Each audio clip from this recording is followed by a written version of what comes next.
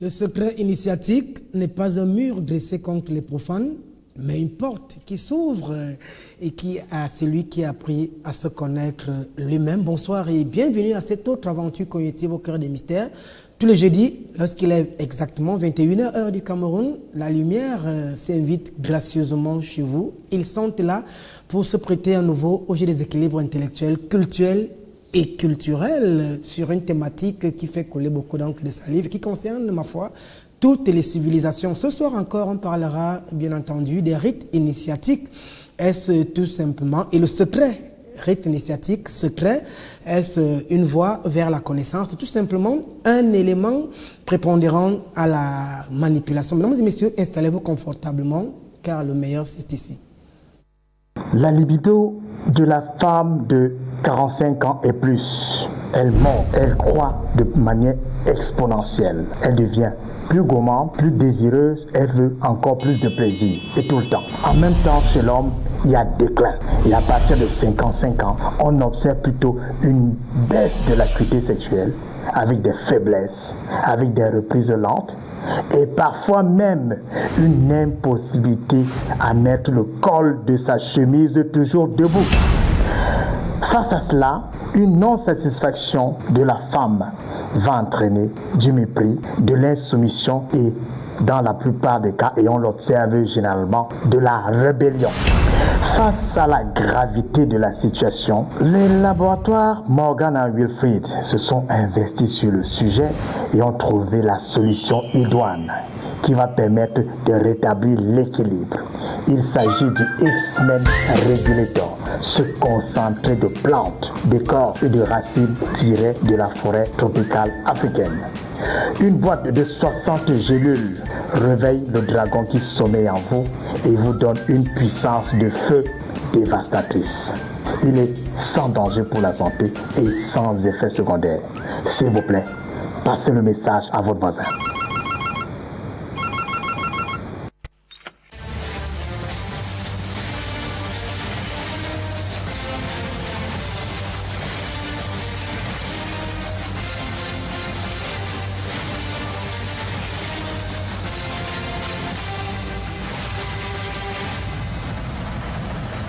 Retour sur ce plateau pour entamer, je le disais, notre balade hebdomadaire cognitive. Mais avant tout, nous allons porter un regard teinté de compassion à l'endroit du docteur Pichiko qui a perdu sa maman. Docteur Pichiko qui dira forcément au revoir à cette dernière qui lui donna la vie il y a de cela quelques décennies. Perdre sa mère, c'est dur. Et ceux qui sont passés par cette épreuve, malgré l'âge, peuvent ressentir véritablement le fossé ou le vide qui se crée à la perte de cette être chère. Donc, on rappelle que l'enterrement se partira du côté de Galim par Bouddha. Et les veillées démarrent nettement demain et l'enterrement le 21. On lui souhaite tout simplement par ma voix beaucoup de courage, car je le dis à chaque fois, je l'assure et je l'assume, condoléance est un mot qui a été créé pour se débarrasser de ceux qui sont en difficulté, car habituellement on traduit ce qu'on ne ressent pas. Beaucoup de force et de courage à Dr Pichiko. Sur ce, je vais accueillir Père Mikala qui est déjà installé. Bonsoir Père Mikala, bienvenue au cœur des mystères. Bonsoir Nathan, bonsoir à tous les amis du panel.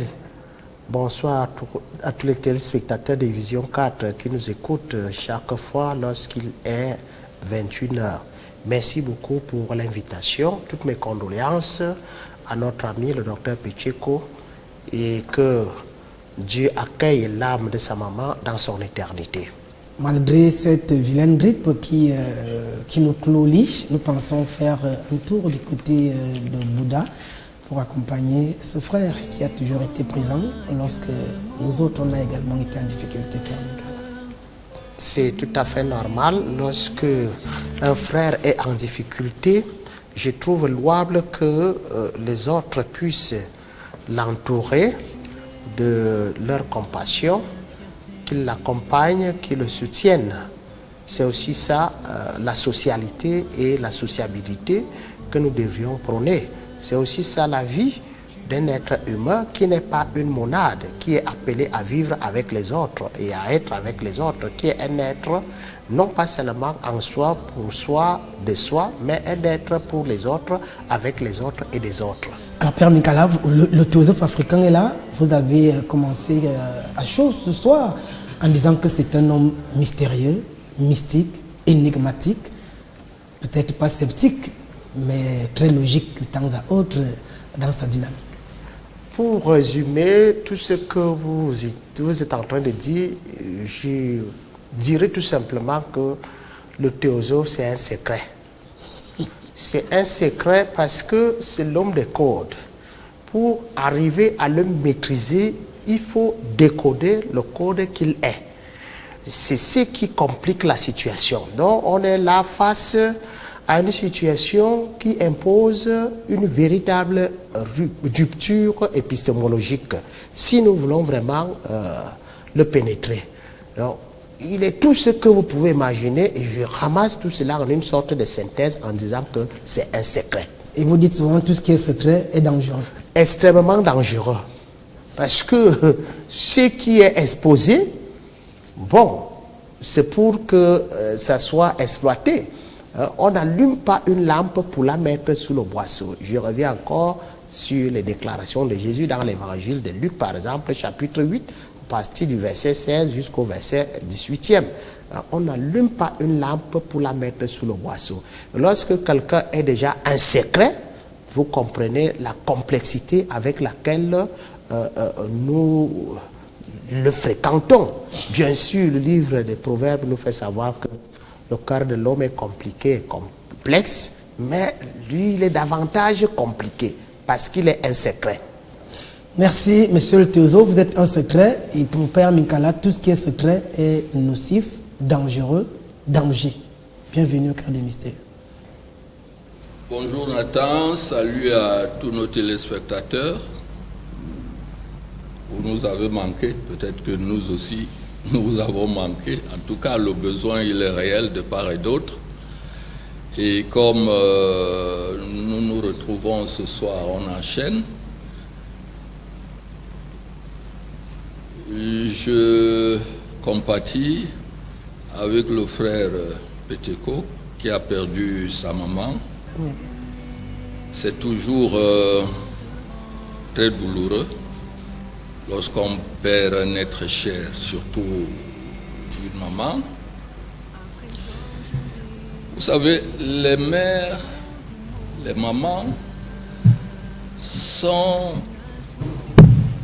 le temple même du secret. Si secret il y a, il faudrait commencer par décoder ce que c'est qu'une maman.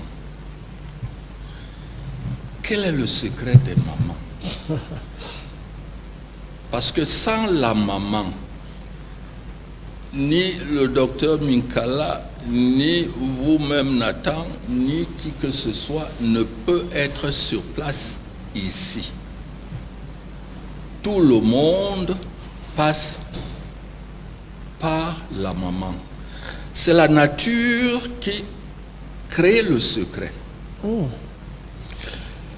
J'aurais bien voulu converser avec le frère Njibokas, qui la dernière fois a dit que le théosophe est un con. Il a dit une excellente chose. Ah bon? Pourtant, moi j'ai trouvé ce propos déchirant. Beaucoup de gens sont venus me voir en me disant comment vous acceptez qu'on vous injurie de cette façon, sans réagir. J'ai dit mais non, qui m'a injurié? Monsieur Njibokas a exprimé ce que son esprit interne lui a dicté de dire, que le théosophe africain est un con. Monsieur Njibokas, c'est sûr qu'il ne sait pas ce que c'est que le con dont il est question. Alors, le docteur Minkala dit le théosophe est un secret. Vous voyez que c'est toujours mu par l'esprit que ces gens s'expriment, mais comme ils n'entendent pas le langage de l'esprit, ils prennent tout de haut au premier niveau. Ils n'arrivent pas à ce qu'on appelle la mystagogie, c'est-à-dire l'approfondissement des mystères. La mystagogie.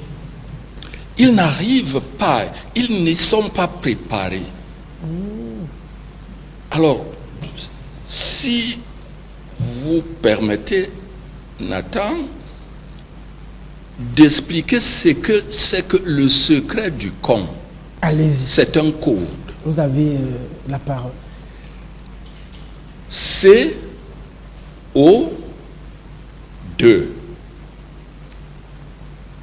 C'est analogique. Le code CO2, c'est analogique. Le code CON, C.ON. Alors, CO2, ce n'est pas la formule chimique de la molécule d'eau. Mais vous y êtes. Juste. C'est bien. C'est excellent, monsieur Amon. On se débrouille quand même à cogiter. Ça, voilà. Donc, c'est une formule. Quand on dit con, c'est une formule alphanumérique. C'est-à-dire, vous pouvez la comprendre dans sa version de CO2, qui est un chiffre, ou dans sa version alphabétique, tout simplement, qui est CON. N étant nombre inconnu du CO. C'est-à-dire, c'est une combinaison, c'est une formule dans l'alchimie, l'ancêtre de la chimie moderne qu'on a aujourd'hui. Alors, voilà un secret tout à fait naturel. Alors, le CO2, qui peut être compris assez facilement, comme tout le monde le sait, quelques molécules de carbone, quelques molécules d'oxygène. Tout cela se passe à l'intérieur d'un appareil. L'intérieur du sexe féminin. Porte un code. C'est ce code qu'on appelle le con. L'intérieur du sexe féminin? Oui, Nathan. Vous avez déjà regardé cet intérieur? Pas moi personnellement, je ne suis pas anatomiste. Non, de manière empirique, expérimentale. Est-ce qu'il vous est arrivé d'aller voir qu'est-ce qu'il y a là-bas dedans? Je suis sorti par là. Je ne connais personne qui ne soit sorti par le con. Je dis, allez regarder après être sorti dans votre état de conscience actuel, normal. Pourquoi faire? Pour comprendre. Je ne suis pas secret. Un gynécologue. Les confrères gynécologues savent très très bien la configuration de la partie interne du sexe féminin. Et vous dites parce qu'il y a une partie externe qui est visible et la partie interne porte un nom de code spécifique qui renferme une formidable formule qui est le CO2 ou le CON. C'est cela le con. Bon, alors à partir du con, il se passe la rencontre de l'ovule et du spermatozoïde qui se fixe au centre du con. D'abord, cette rencontre est un premier contact. On va revenir sur le CO2, à ne pas confondre avec la formule chimique de l'eau, H2O. Le CO2 se veut ici la formule de l'hydrogène de carbone. Ouais, dioxyde de carbone. Vulgairement, le gaz carbone. Voilà, le dioxyde de carbone, parce que là, oui. Au fur et à mesure que vous développiez, alors, quelques notions, il y a de cela 30 ans, me reviennent un tout petit peu. Dioxyde de carbone, CO2. C'est ça qu'il y a dans l'appareil génital de la... Non, le théosophe, je crois qu'il y a quelque chose qui ne va pas. Le dioxyde de carbone, le CO2, c'est ce que nous appelons le gaz carbonique. Exactement, parce que le CO2. Et c'est très dangereux pour l'organisme. C'est ce que nous rejetons. Et grâce à la photosynthèse, nous prenons donc alors l'oxygène. Et lui dit que prenez patience d'écouter. Prenez des notes pour poser des questions. Ils sont des panélistes, ils sont venus. Oui, on ne peut pas échanger de cette façon. Donc il ne comprend pas. Il m'appelle le secret. Je suis en train d'expliquer que le secret est normal, naturel. Allez-y. Et que la nature a commencé par créer l'être qu'il est, que nous sommes, que chacun de nous est, par le secret d'une formule dont on ignore la constitution exacte. Vous parlez du dioxyde de carbone, je vous parle du CO2. Entre le carbone et l'oxygène, vous pouvez aussi parler de l'hydrogène, le H2O. Mais on n'y est pas. Ce n'est pas de ça qu'il est question. Je vous parle d'une formule dont vous n'avez même pas eu connaissance. Vous ne la connaissez pas. Elle n'existait pas en chimie. Je vous parle des choses de l'esprit. Bon. Prenez patience d'écouter, s'il vous plaît. Si vous n'avez pas cette patience, ça ne vaut pas la peine. Ou alors vous me laissez développer pour ceux qui sont au loin. Oui, vous allez développer. Cela me réconforte énormément parce que j'ai dit que le théosophe est un secret. Voilà. Vous comprenez qu'il parle d'une formule chimique qui n'existait pas en chimie. D'accord. Donc CO2, loin du dioxyde de carbone, communément appelé gaz carbonique, c'est tout un code. Allez-y. C'est un code qui est donné pour montrer que le contact, le tact,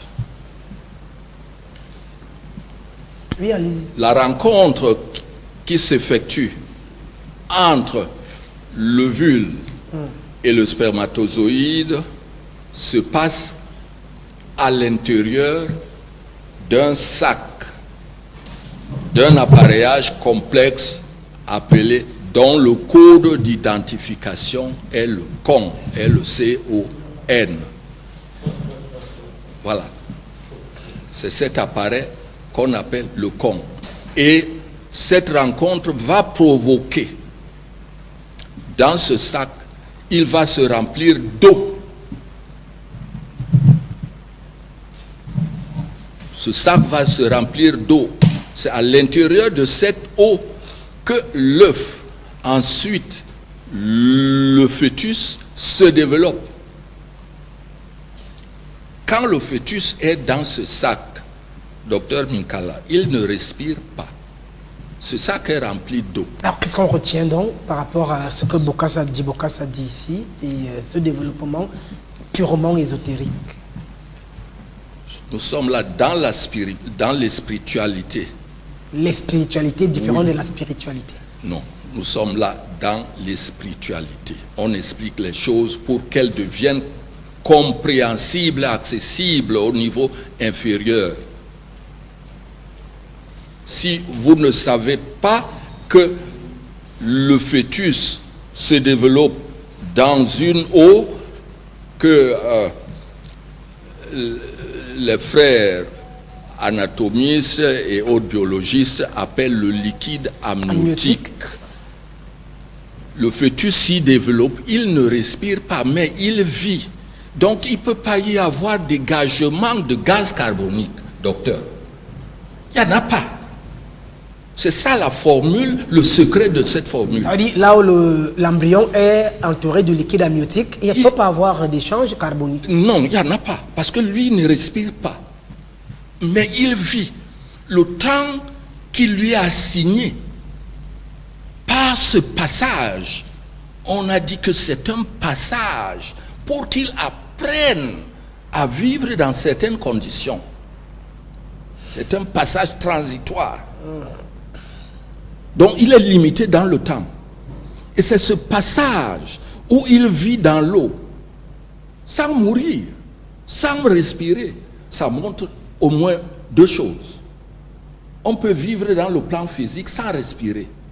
On peut vivre dans le plan physique, dans l'eau, et sortir. Et c'est ce secret-là, cette immersion, c'est cette immersion dans le sas, dans le con de la mer, qu'on appelle le baptême par immersion. Incroyable. Merci beaucoup pour... Permettez que j'arrive au terme au moins de ce premier niveau de décryptage du secret. Le secret n'est secret que parce que lui qui n'y a pas accès. Ce n'est pas un secret pour moi. D'accord, on va entrer en profondeur car le thème ce soir c'est rite initiatique. Est-ce que le secret favorise la connaissance ou la manipulation? Rassurez-vous, vous aurez suffisamment de temps pour éplucher le sujet à l'honneur ce soir. Père Langry, bonsoir et bienvenue au cœur des mystères.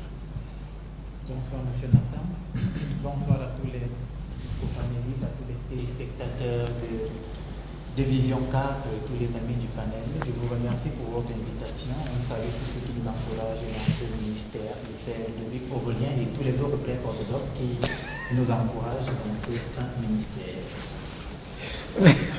Merci. Monseigneur Chama, le supérieur de beaucoup de prêtres sur ce plateau, je pense que lorsqu'on parle de la catholicité, c'est le grand maître sur place, c'est un évêque. Monseigneur, bonsoir et bienvenue au cœur des mystères. Bonsoir mon frère Nathan, bonsoir à mes companélistes, bonsoir à tous ceux qui nous écoutent, nos fidèles et joyeux téléspectateurs. Nous vous adressons la paix, nous souhaitons à vous et à nous tous ici sur le plateau la paix et l'harmonie au travers de cette émission. Merci encore. Merci surtout aussi, je ne voulais pas méconnaître cette bonté, merci pour l'amitié que vous me faites, n'est-ce pas, de me joindre à vous, à m'associer à vous. Merci encore. Merci. Les hommes de loi et les hommes de droit vous ont adressé un chaleureux bonsoir en appréciant bien sûr le panel, notamment le procureur Ncham du tribunal de grande instance, le procureur Acha, toujours au même tribunal de grande instance, sans oublier le magistrat Mbouyem Djifo Destin, qui sont scotchés chaque jour le magistrat Mbouyem Djifo Destin. Et on dit également merci à l'apôtre Jean d'Or, qu'on visitera encore pour nous apporter bien sûr ses connaissances, l'apôtre Jean d'Or du Silo, centre initiatique Livre Ouvert, et l'apôtre le cadeau Méto qui vous salue au passage. Voilà, ils sont très nombreux qui nous regardent en ce moment. Et un bonsoir également particulier au ministre plénipotentiaire Blaise Pascal Atangana et sa charmante épouse, médecin Ngono, voilà, qui nous regarde. Merci. On va partir du côté de la régie pour prendre cet élément qui nous plantera le décor, car en ce moment, on parle de code, on parle de secret, on parle de mystique. La Coupe du Monde semble être un véritable lieu de secret, de mystique et même de code. Ensemble, regardons, on revient juste après.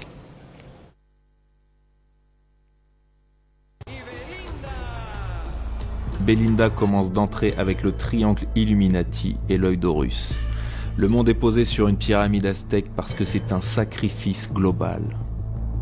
Et Shakira incarne la prostituée de Babylone, la femme écarlate de l'Apocalypse, qui tient la coupe d'or, le trophée, symbole des abominations, ici porté par des laboubous, qui sont des démons anciens. Elle chante en duo avec Burna Boy, tout est dans le nom, brûle un garçon, référence directe au sacrifice pour Moloch, qu'on retrouve dans les clips de Belinda, avec le Baphomet, le sol de dualité et la possession. On connaît tous le symbole Illuminati, mais personne ne parle de la ruche maçonnique. Le ballon de foot est une ruche, composé d'hexagones. Ici, le monde entier enfermé dans ce ballon, c'est l'esprit de ruche et le nouvel ordre mondial. Parce que le football a été créé dans un temple maçonnique. L'arène, c'est l'élite qui possède les clubs.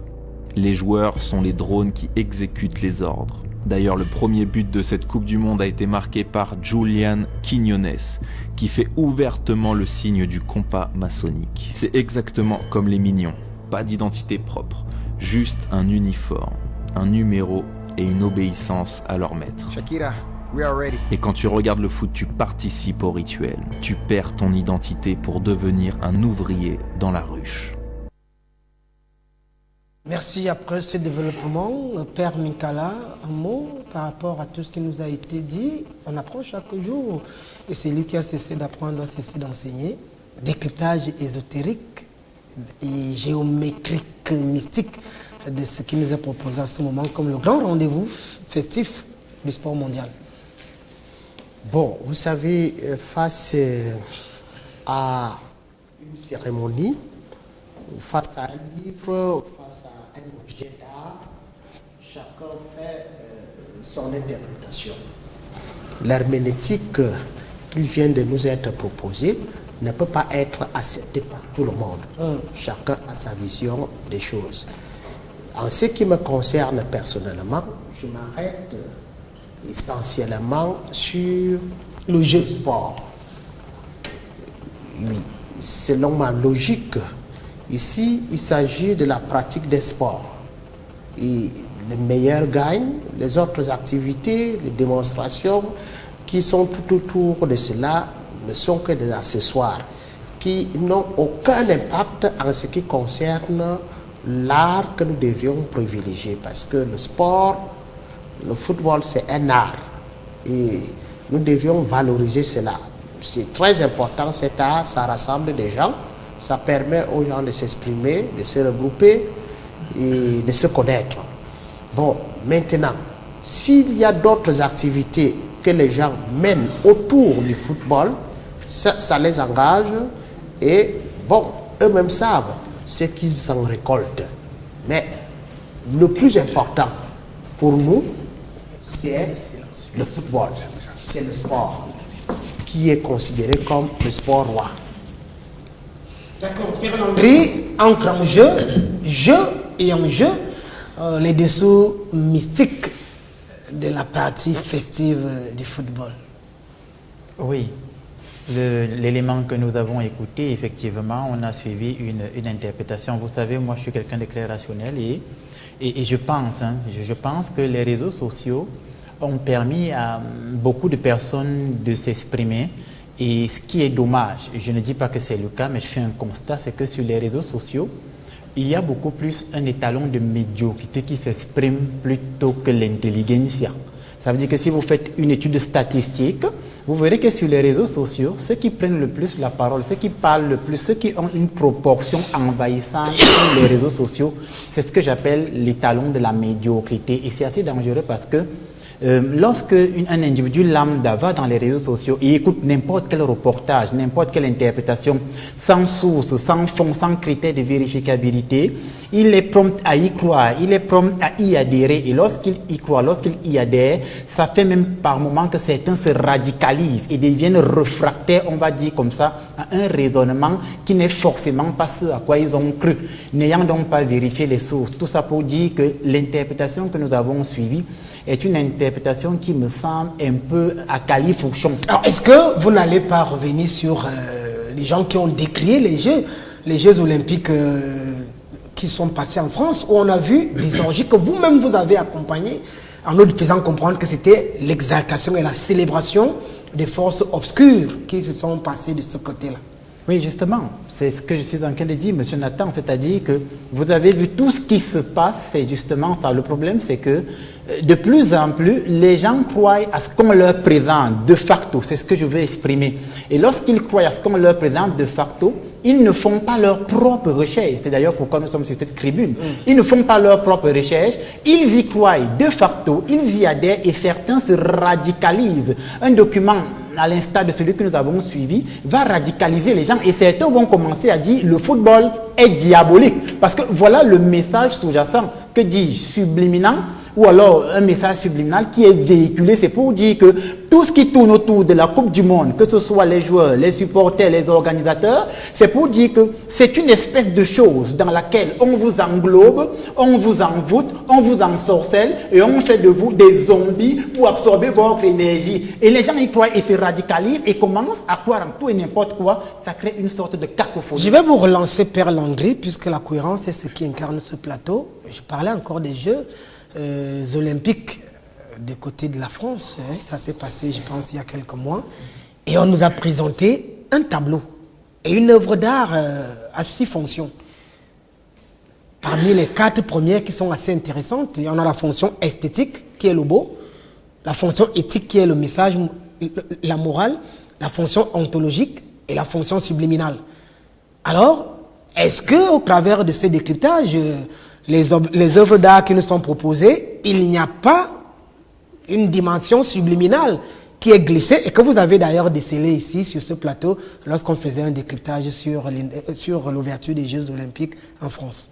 Oui, il y a toujours, vous avez raison, il y a toujours une dimension subliminale qui est, on va dire comme ça, comment on dit subliminale pour les gens qui nous écoutent, une dimension cachée.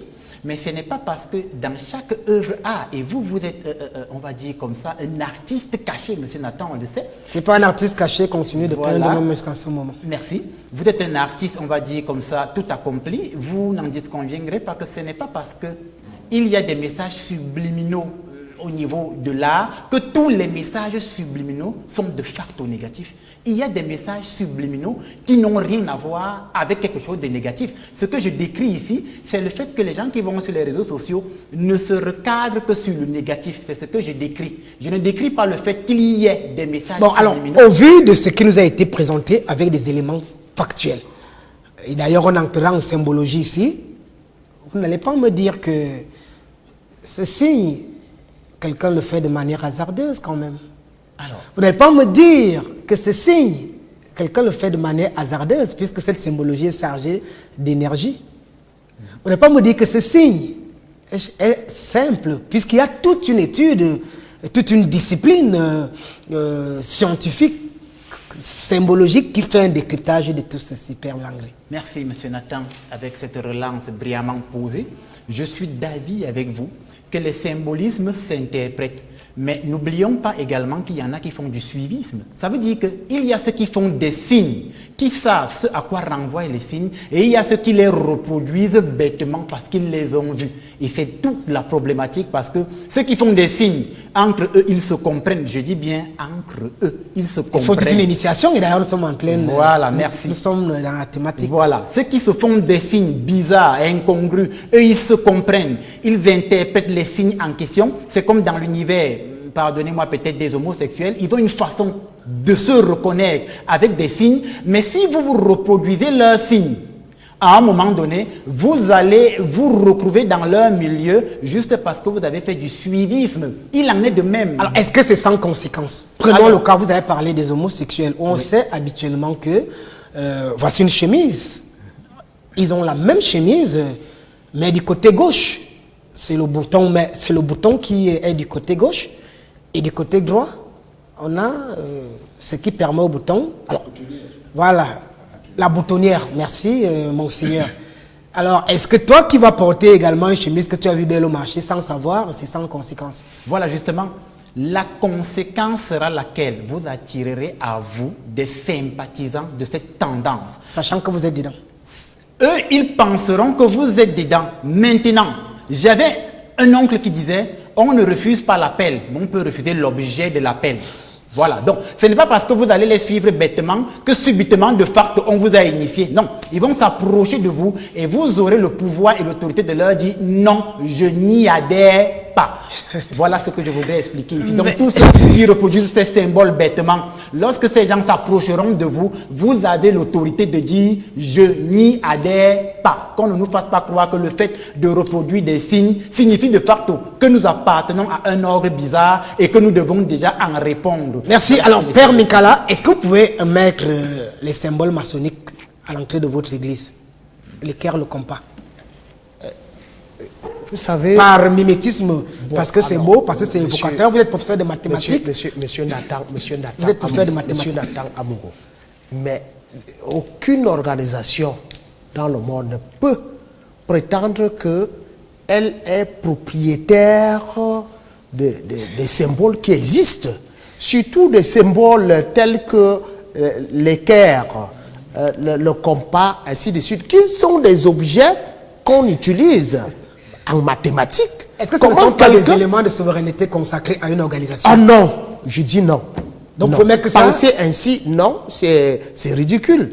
Pourquoi est-ce que vous allez confier cette notoriété, vous allez donner cette notoriété à une organisation? Pour quelle raison? Alors que ce sont des objets utilisés par presque tout le monde. Le menuisier utilise les mêmes objets. Je parle de l'élément combiné. Équerre, compas. Monseigneur, vous connaissez de quoi je parle quand même? Oui, nous comprenons très bien ce que vous dites, mais ce ne sont pas... Pouvez-vous combiner cet élément maçonnique je vais vous dire la poser au fronton de votre entrée de l'église? Mais vous savez, peut-être en Inde, on utilise les mêmes symboles, mais ça n'a rien à voir avec la maçonnerie. Je demande à vous. Est-ce que vous pouvez prendre... ok, Monseigneur veut répondre. Nous avons des ornements qui ont des symboles. Ça dépend de ce que nous voulons exprimer. D'accord, d'abord Monseigneur a une bague. Vous avez vu la bague de Monseigneur? Bon. Elle est faite en pierre précieuse, chargée d'énergie. Alors Monseigneur, vous avez suivi ma question. Nous parlons ici des rites initiatiques. Est-ce que les secrets favorisent la connaissance ou la manipulation? Et la question que je posais, est-ce qu'il est possible de prendre les symboles maçonniques et de mettre ça au fronton de l'entrée de votre église? D'abord, je ne vais pas les appeler les symboles maçonniques. Je vais dire des symboles existentiels pour un but bien précis. C'est-à-dire que si j'ai une ligne éditoriale à consacrer à mon église, à ma chapelle, je peux vouloir l'illustrer par un compas ou par une équerre, je crois ce qu'on dit, et pour que mon but soit atteint plus rapidement, parce qu'il s'agit quelque part des didactiques qui nous conduisent à la bonne compréhension des missions dédiées à l'organisation. Donc, maintenant, il faut dire une autre chose. Vous devez savoir que si quelqu'un me voit avec cet anneau-ci, il se rend au marché, prend le même anneau. Cet anneau ne peut pas porter le même effet qu'il porte sur moi, sur lui.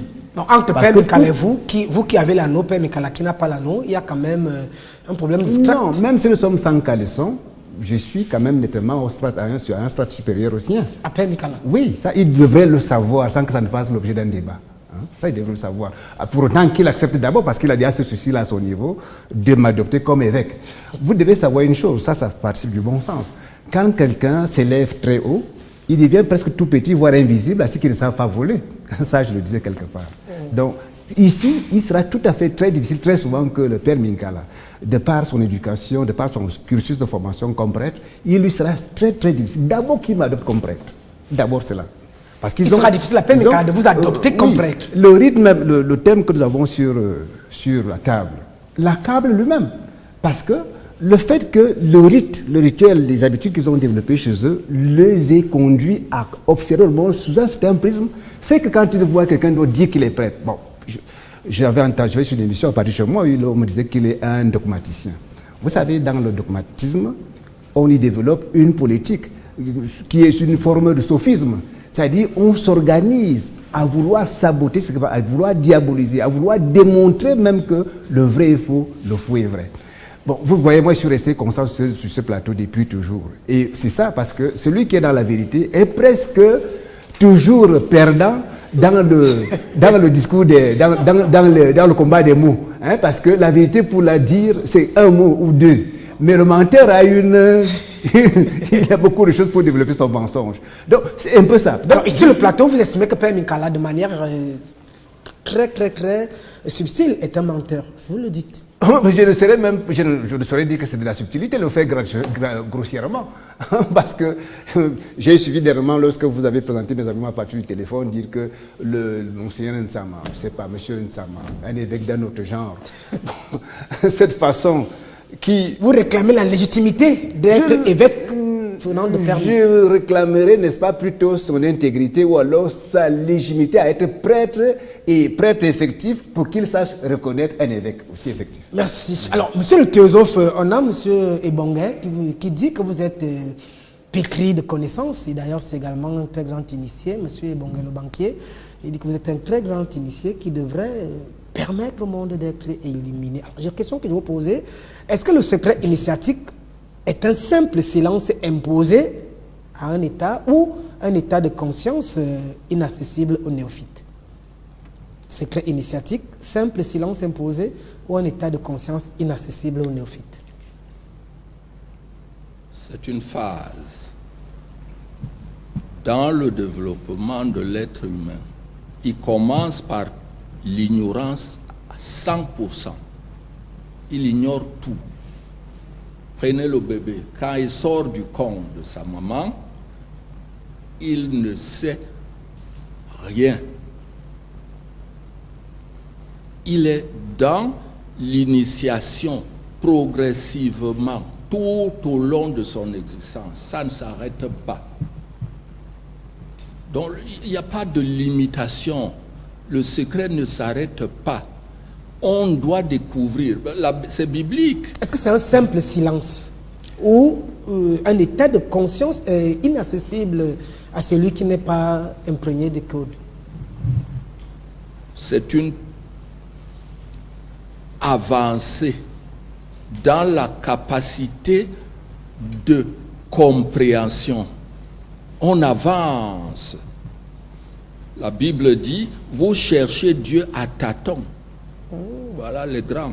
C'est-à-dire qu'au départ, vous ignorez Dieu. Mais vous pressentez qu'il vous manque quelque chose. Alors ça se trouve où? Comment? Vous tapez à terre, vous agenouillez, vous égrenez le chapelet, d'autres s'agenouillent et ainsi de suite. Progressivement, vous arriverez, au fur et à mesure que vous avancez, vous éliminez un certain niveau d'incompréhension et vous accédez à un peu plus de savoir. Dont le secret est permanent. C'est un jeu. En fait, c'est un jeu. On peut appeler ça le jeu du labyrinthe. Voilà. Vous êtes dans un labyrinthe. Vous ne savez pas comment vous y êtes entré. Mais vous ne savez pas comment vous êtes entré. Vous ne savez pas parce que vous n'y êtes pas entré par vous-même. Donc vous ignorez d'où vous venez. Pourquoi vous vous trouvez dans le labyrinthe? Vous gardez la parole. Alors, Père Minkala, le mot est lâché. Vous vous retrouvez dans un labyrinthe. Et je me rappelle, les années 96, je suis au lycée Leclerc, et on a été abordé par le mouvement humaniste qui venait, qui recensait les meilleurs élèves.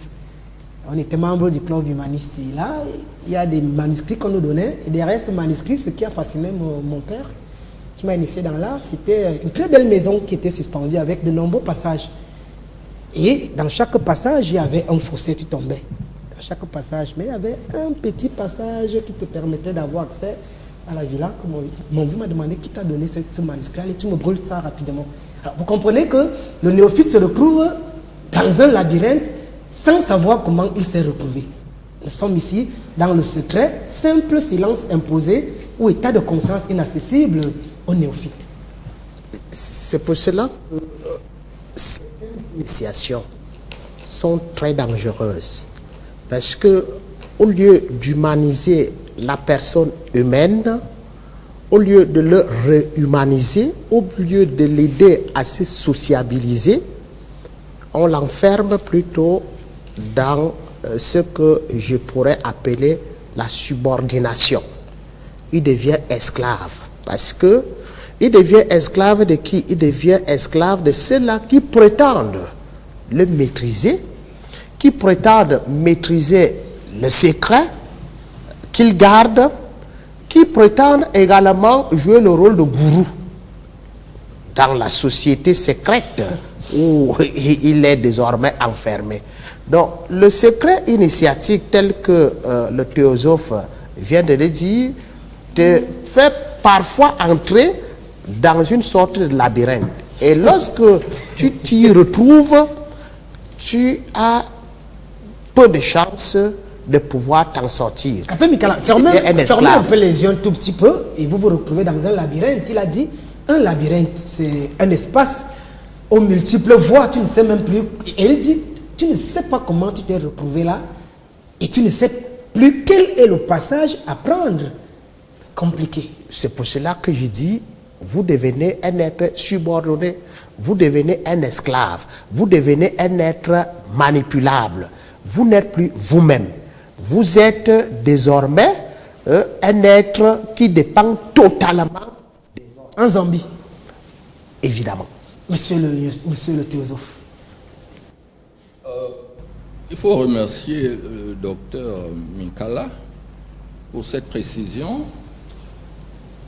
Mais rappelez à docteur Minkala que ceux qui mettent les autres en subordination ne sont pas que les autres. Il n'y a pas pire metteur des autres sous esclavage que les églises. Globalement appelées, c'est pour cela qu'elles sont globalement appelées la fausse religion. Les qui? Les églises. Même Monseigneur Tchama. Monsieur Tchama n'est pas une église, je parle des églises. Mais il est à l'intérieur du labyrinthe. De ce labyrinthe-là, oui. Ce sont des dogmatisés. Mais ils ont perdu la tête. Ils ont des gourous. Ils se disputent d'une gradation entre lui et ses autres confrères. Non. Ils sont tous sous l'emprise des dogmes. Le dogme les guide. Si quelqu'un accepte le dogme, c'est-à-dire qu'il n'a pas la maîtrise de lui-même, de son esprit, de son intelligence. Il est dicté.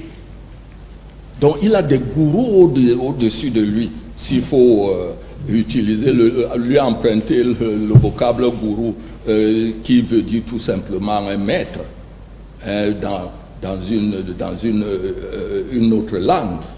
Gourou, ça ne veut pas dire quelque chose de si mauvais que ça. D'accord. Ça veut dire quelqu'un qui guide l'autre. Parce que par toi-même, comme tu ne sais pas comment tu es entré dans le labyrinthe, évidemment, tu ne peux pas savoir en sortir. Donc tu te retrouves piégé. Oui, tu es piégé. C'est ce que nous avons dit ici dès le début, qu'il faut considérer la création comme une vaste école où il y a tous les cycles d'enseignement, avec toutes les classes, et tous les niveaux et toutes les formations possibles. Et chacun y entre sans savoir à quel cycle je me trouve, dans quelle classe je dois me rendre. Là, ça devient compliqué. Alors, à ce moment, vous allez y naviguer à tâtons. C'est ce que dit la Bible. Vous allez chercher la voie à tâtons. Dans ce labyrinthe. Dans ce labyrinthe. Sans savoir comment on s'est retrouvé. En commettant des erreurs, des multiples erreurs. On peut même y trépasser ou pas? Mais c'est des vies et des vies. Des séquences de vie et des séquences de vie. Parce que la vie, elle est ininterrompue. D'accord. Mais elle se passe en séquence. Et chaque séquence vous apporte un surplus. Toujours. Même lorsque vous avez l'impression que vous avez tout raté, il y a toujours quelque chose que vous avez engrangé. C'est ça qu'on appelle l'expérience. Et vous partez ainsi, d'expérience en expérience, jusqu'au moment où, de plus en plus, vous commencez à vous rapprocher du sentier. Comme vous avez vu, la piste qui passe par derrière et qui amène de l'autre côté. Mais vous allez passer... Les autres pistes, tu tombais dans le ravin. Voilà, vous allez tomber dans le ravin en maintes fois. Vous allez ressortir, c'est ce que Platon... Non, là-bas, c'est un ravin où tu ne ressors pas. On te montre les épines, donc quand tu tombes, c'est fini, c'était bon. Oui, ça, c'est une façon de vous montrer qu'il faut faire attention de ne pas tomber là-bas. Ça ne veut pas dire que c'est définitif. Il n'y a pas de perte définitive. Merci. Alors, Père Landry, secret initiatique, simple silence imposé, ou état de conscience inaccessible aux néophytes, une question qui a déjà été développée. Alors, la question est, est-ce qu'on peut révéler un mystère initiatique sans le dénaturer dans ces organisations? Alors, est-ce qu'on peut révéler un mystère initiatique sans le dénaturer? Ce qu'on entend par révéler un mystère initiatique, c'est comme si on disait, est-ce qu'on peut révéler le secret initiatique sans qu'il perd, on va dire comme ça, toute son authenticité, sa valeur. Et à partir de là, il y a une problématique, c'est quoi? Le mystère initiatique ou le secret initiatique est incommunicable. Et j'explique. Ça veut dire quoi? On ne peut pas, dans le mystère initiatique, on ne peut pas communiquer le secret initiatique avec des mots. Ça ne se peut pas. C'est quelque chose qui s'expérimente, justement. Voilà pourquoi les plus grands initiés, vous leur poserez des questions les plus ardues sur le secret ou le mystère initiatique. Ils vont vous donner des réponses approximatives parce que le mystère initiatique n'est pas quelque chose qui est posé quelque part là comme un paquet. On dit le voilà, c'est le mystère initiatique, c'est le secret initiatique. On ne vous le transmet pas des mots. Non. Ce qu'on va faire, c'est que au cours des différents rituels, on vous met dans un conditionnement et ce conditionnement vous amène vous-même à faire l'expérience de ce que vous appelez le mystère ou le secret initiatique. Et lorsque vous en faites l'expérience, cela passe par soit la souffrance, soit les épreuves, soit la méditation. Et c'est par ces différentes étapes de souffrance, d'épreuves et de méditation que vous allez expérimenter quelque chose en vous. J'insiste, vous allez expérimenter quelque chose en vous, à l'intérieur de vous, qui va vous transformer de l'intérieur et qui vous fera accéder à ce qu'on va appeler la conscience supérieure. Donc le mystère initiatique, Monsieur Nathan, ne se communique pas avec des mots. Il s'expérimente. Et pour rétro-pédaler, pour mieux étayer sur ce que disait le théosophe, justement, le labyrinthe symbolise ce qu'on va appeler les rituels initiatiques. Or, l'individu qui est dans le labyrinthe, les différentes voies dont vous parlez vont donc être ses propres expériences. Il va faire ses propres expériences, il va tirer des leçons de ses propres expériences et il va devenir meilleur. Pour cela, il faille qu'il ait la capacité d'expérimenter. Voilà pourquoi on ne va donc pas prendre un individu lambda pour l'amener dans les rituels initiatiques. On va prendre des individus qui ont quelque chose qui peut se développer, qui ont en eux des facultés, des aptitudes qui leur permettra d'expérimenter, de comprendre et de s'auto-corriger de l'intérieur. Monseigneur Tchama, est-ce que le véritable secret réside dans les paroles, les symboles ou dans l'expérience intérieure de l'initié telle que proposée ici par Père Landry? Je peux rester en faux par rapport à ce qu'elle dit parce que je pense qu'il y a une partie du vrai dans ce qu'elle dit. Parce que. Vous dites que ce qui dit est faux? Partiellement, je peux dire. Enfin, faux, c'est violent, c'est pas très. Non, mais c'est vos expressions. Je vais dire. N'ayez pas peur des mots. Les mots peuvent faire des mots, mais les mots valent la peine d'être. Toutes les initiations sont je vais dire. Ce que Père Landry dit est partiellement faux. Je vais compléter peut-être. Je vais améliorer peut-être ce qu'il a dit. Je pense qu'il va acquiescer. Je pense que pour en venir à la pratique, on passe d'abord par la théorie. On a besoin d'une théorie avant la pratique. Les deux sont complémentaires. Lorsqu'on dit même se retrouver dans les labyrinthes ici, je pense que c'est parce que nous, toujours les aînés, c'est nous, les églises, quand on a dit église, l'église n'est pas l'église de Père Michael. L'église, la vraie définition de l'église, c'est vous, c'est moi, c'est la nature. Donc, les églises, que sont aussi les parents, n'ont pas souvent pratiqué la galvanoplastie. S'ils avaient appris à pratiquer la galvanoplastie, c'est-à-dire l'éducation avant la naissance, le labyrinthe serait peut-être plus clair, moins complexe. Nous ne savons pas. Il y a même la galvanoscopie traditionnelle coutumière que jusqu'ici même nous ne connaissons pas assez. Mais si on la pratiquait depuis toujours, et déjà l'homme est d'une complexité très intéressante. On ne va pas rentrer, on va rester focalisé sur le thème. Vous dites que ce qu'il a dit est partiellement faux. Parce que j'ai dit, et je l'ai démontré, il a dit que le transfert de l'expérience, du secret, n'est que pratique, n'est que expérimental, n'est qu'empirique. Je pense que c'est ce qu'il aurait bien souhaité dire. Et j'étais donc à dire qu'on a besoin d'une théorie quelque part et d'une autre attitude bien plus théorique avant que la pratique s'en suive. Ça, c'est ce qu'il voulait ajouter. Mais aussi, il voulait profiter de la parole qui m'était accordée pour dire que si le labyrinthe a soit été complexe, c'est parce que nous avons reçu plus haut des initiateurs théoriques et même pratiques qui ne nous ont pas aidés beaucoup. Aujourd'hui, nous avons et les églises, nous avons aujourd'hui et les parents que nous avons, qui nous mettent au monde sans véritablement attitude initiatique permettant que nous passions un bon séjour dans le liquide amniotique, qu'est le placenta, ce que nous appelons également l'océan de l'oubli, comme le nom l'indique. Mais cet océan peut être moins oublieux si on nous initie à la galvanoplastie traditionnelle et moderne pour que nous puissions plus ou moins simplifier la complexité, n'est-ce pas, des labyrinthes. Donc jusqu'ici, on peut dire que les secrets des rites d'initiation, jusqu'ici, ont conduit beaucoup plus à la perdition qu'au renouvellement et, n'est-ce pas, à la conduite à bon port, n'est-ce pas, des âmes qui nous suivent. Donc les secrets ont plus conduit à la perdition. Et ça, on peut bien dire que c'est pour les avoir mal reçus des aînés. Donc, une chaîne jusqu'ici a fonctionné, qui a fonctionné avec beaucoup de différences. Mon père, alors, ce que vous avez dit est partiellement faux. Alors, ce que j'ai dit n'est pas partiellement faux. C'est Monseigneur Tchama, le supérieur, qui le dit. Très bien. Alors, on va dire au supérieur que c'est lui qui a mal compris ce que j'ai dit. Et je vais faire en sorte que ce que j'ai dit tout à l'heure, il le capte mieux. Ça veut dire quoi? Voici ce que j'ai dit. J'ai dit, on ne peut pas transmettre le secret initiatique, ça ne se peut pas, il est incommunicable. Maintenant, j'ai dit ceci. On peut faire des rituels, c'est ça que vous avez appelé la théorie. Ça veut dire que j'ai dit ce que vous avez dit, mais je l'ai dit de manière plus élevée. J'ai appelé ça les rituels. C'est ça que vous appelez la théorie. Les rituels, là, c'est la théorie. Oh, la théorie ne vous transmet pas un secret. La théorie, dans les rites initiatiques, vous met dans un conditionnement.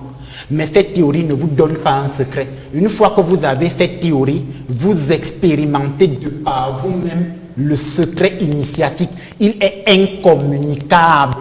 Il n'y a pas de mots pour communiquer le mystère initiatique. Il n'y en a pas. Il n'y a pas de mots pour communiquer Dieu.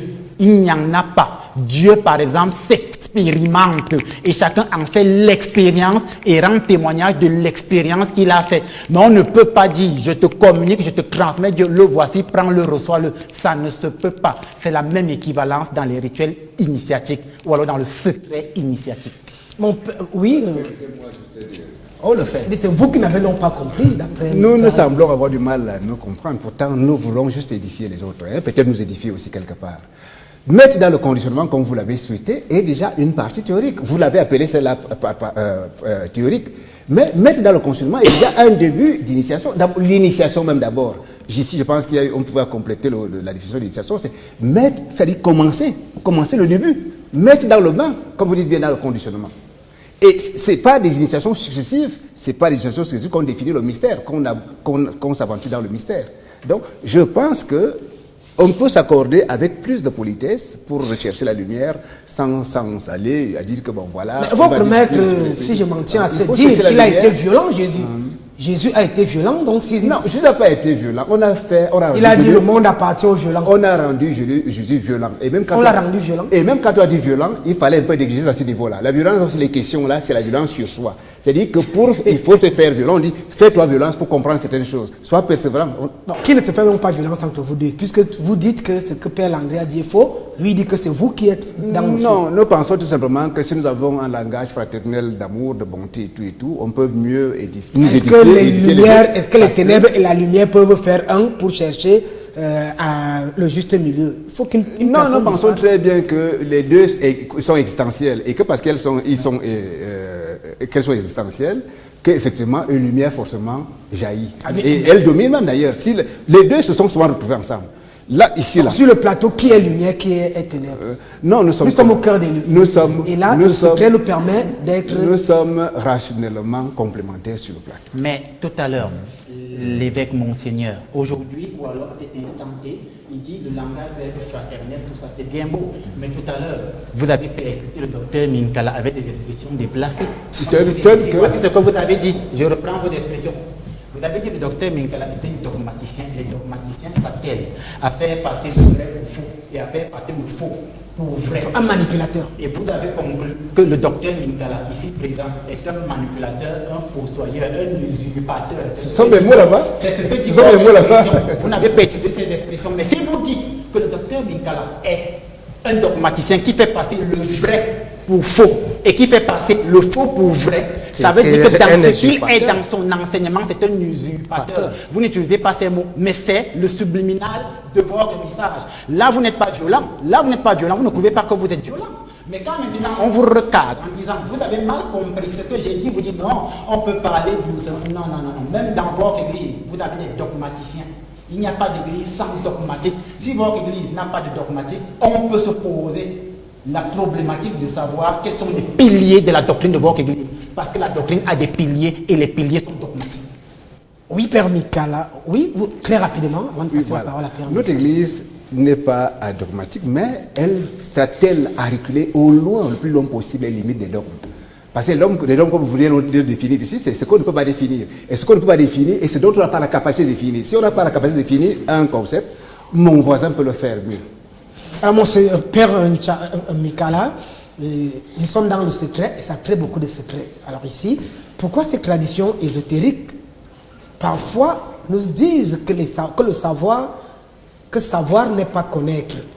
Est-ce encore là une brèche de manipulation mentale? Oui, savoir n'est pas connaître. Alors, ici, je crois que il faut entrer dans la logique de la théorie, de la praxis et de l'orthopraxis. Parce que savoir, vous pouvez avoir des savoirs théoriques, c'est-à-dire on vous a enseigné des choses, théoriquement, mais maintenant, pour passer à la pratique, vous ne l'avez pas fait. Et pourquoi la pratique est très importante? Parce que la pratique vous permet d'avoir l'expérience, d'expérimenter. Et c'est ce qu'on pourrait considérer comme étant le savoir empirique. Parce que vous avez expérimenté des choses.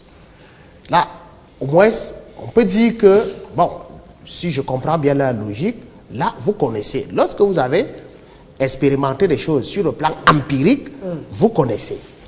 Donc, les adeptes de cette théorie-là voudraient tout simplement nous faire savoir que, bon, en ce qui concerne les initiations, il ne faut pas seulement s'arrêter à la théorie, il faut passer à la pratique. Et c'est cette pratique-là qui vous permet d'acquérir ce que nous avons appelé ici le mystère initiatique, c'est-à-dire le secret de l'initiation.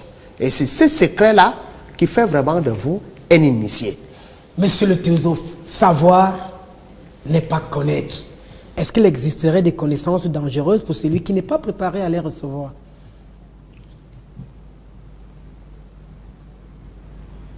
Aucune connaissance ne peut être donnée. Les connaissances sont acquises. Donner, c'est comme si on faisait cadeau de quelque chose à quelqu'un. Non. Comme M. Landry a dit, on doit passer par l'expérimentation. On doit expérimenter toutes choses pour acquérir ça. Nous sommes dans au niveau du spiritisme, hein, c'est le niveau inférieur là. Parce que les initiations en question, le secret des initiations, ça se passe autrement dans les spiritualités. Au niveau de l'esprit, là-bas c'est autre chose. C'est à ce niveau qu'on engrange les connaissances. Connaissance, ça veut dire c'est qu'on est avec en sortant du con de la mer. Connaissance. Il faut bien comprendre ça. Si vous ne passez pas par là, vous ne pouvez pas avancer. Connaissance, c'est le con. Vous sortez avec de votre naissance. Parce que dans le con de la mer, vous subissez 3 baptêmes, donc 3 initiations. Le baptême par immersion, nous en avons parlé, il est dans le sas, avec le liquide amniotique, il ne respire pas, il y vit. C'est un baptême. Baptême par immersion. Alors maintenant, lorsqu'il doit sortir de ce sas, on lui accroche une poche d'eau sur la tête qu'on appelle la poche d'eau. Elle s'ouvre et l'imprègne. C'est ça le baptême par aspersion. Ce n'est pas... C'est ce que le prêtre Mikala et les autres, ils font à chaque fois. Ils prennent de l'eau, ils mettent sur la tête. C'est un geste pour reproduire ce que la nature a fait. Mais lorsque tu ne comprends pas le secret de ce baptême, mes chers frères, vous n'avancez pas. Donc ce que vous faites comme baptême, vous faites beaucoup plus du mal aux baptisés. C'est de ça qu'il est question. C'est ça le secret de l'initiation. Le secret de l'initiation, c'est lorsque vous ignorez la profondeur, vous vous en tenez à la superficialité. Voilà qu'à la sortie du cône de la mère, le bébé sort déjà baptisé. Il a fait le baptême par immersion, il a fait le baptême par aspersion à travers la poche d'eau, et après la conception, il a fait le baptême de l'esprit. Parce que après la conception, l'embryon. Oui, à un moment donné, prochainement, si on va approfondir, on va amener... Nous allons approfondir, nous devons approfondir. Voilà, on va amener le programme de développement de l'embryon de la conception, de la rencontre, à partir de la rencontre du spermatozoïde et de l'ovule. Est-ce qu'on peut dire ici qu'au sortir à la naissance, l'enfant est déjà initié mystiquement? Mais Nathan, tout le monde est initié. C'est ce qu'on appelle la connaissance, c'est-à-dire à la sortie du cône dont vous sortez, c'est la naissance. C'est cette naissance, en sortant du cône de la mère, vous êtes déjà complet. C'est que vous naissez avec. C'est ça que les uns peuvent appeler le talent, les autres ceci et cela. Maintenant, comme le bébé n'est pas encadré, il est entre les mains et des sages-femmes et des médecins qui s'occupent uniquement de l'aspect physique. Ils ignorent les autres aspects. Ils ne savent pas encadrer le bébé. Bien évidemment, il faut remercier les sages-femmes, les bébés, les médecins et les infirmières qui s'occupent des nouveau-nés et de leur mère. C'est formidable. Mais nous disons que la formation de certaines personnes dans certaines professions, ces métiers doivent être améliorés. Est-ce que chaque corps par la culture de l'esprit du secret? Oui, absolument, parce que autrement tu chaque vas corps de encadrer métier les a-t-il un secret? Oui, absolument. Prenez, disons, vous avez parlé par exemple de magistrats tout à l'heure. Moi, je dis voilà. Le procureur voilà. Ça, ce sont des métiers extrêmement fragiles qui font subir beaucoup de difficultés à ceux qui les exercent. Ah bon? Oui, parce ils sont appelés à encadrer des gens compliqués qui n'ont pas reçu, qui n'ont pas encore reçu l'éducation spirituelle. Or, eux-mêmes n'en ont pas encore reçu. On se retrouve là dans ce que la Bible appelle les aveugles conduisant les autres aveugles.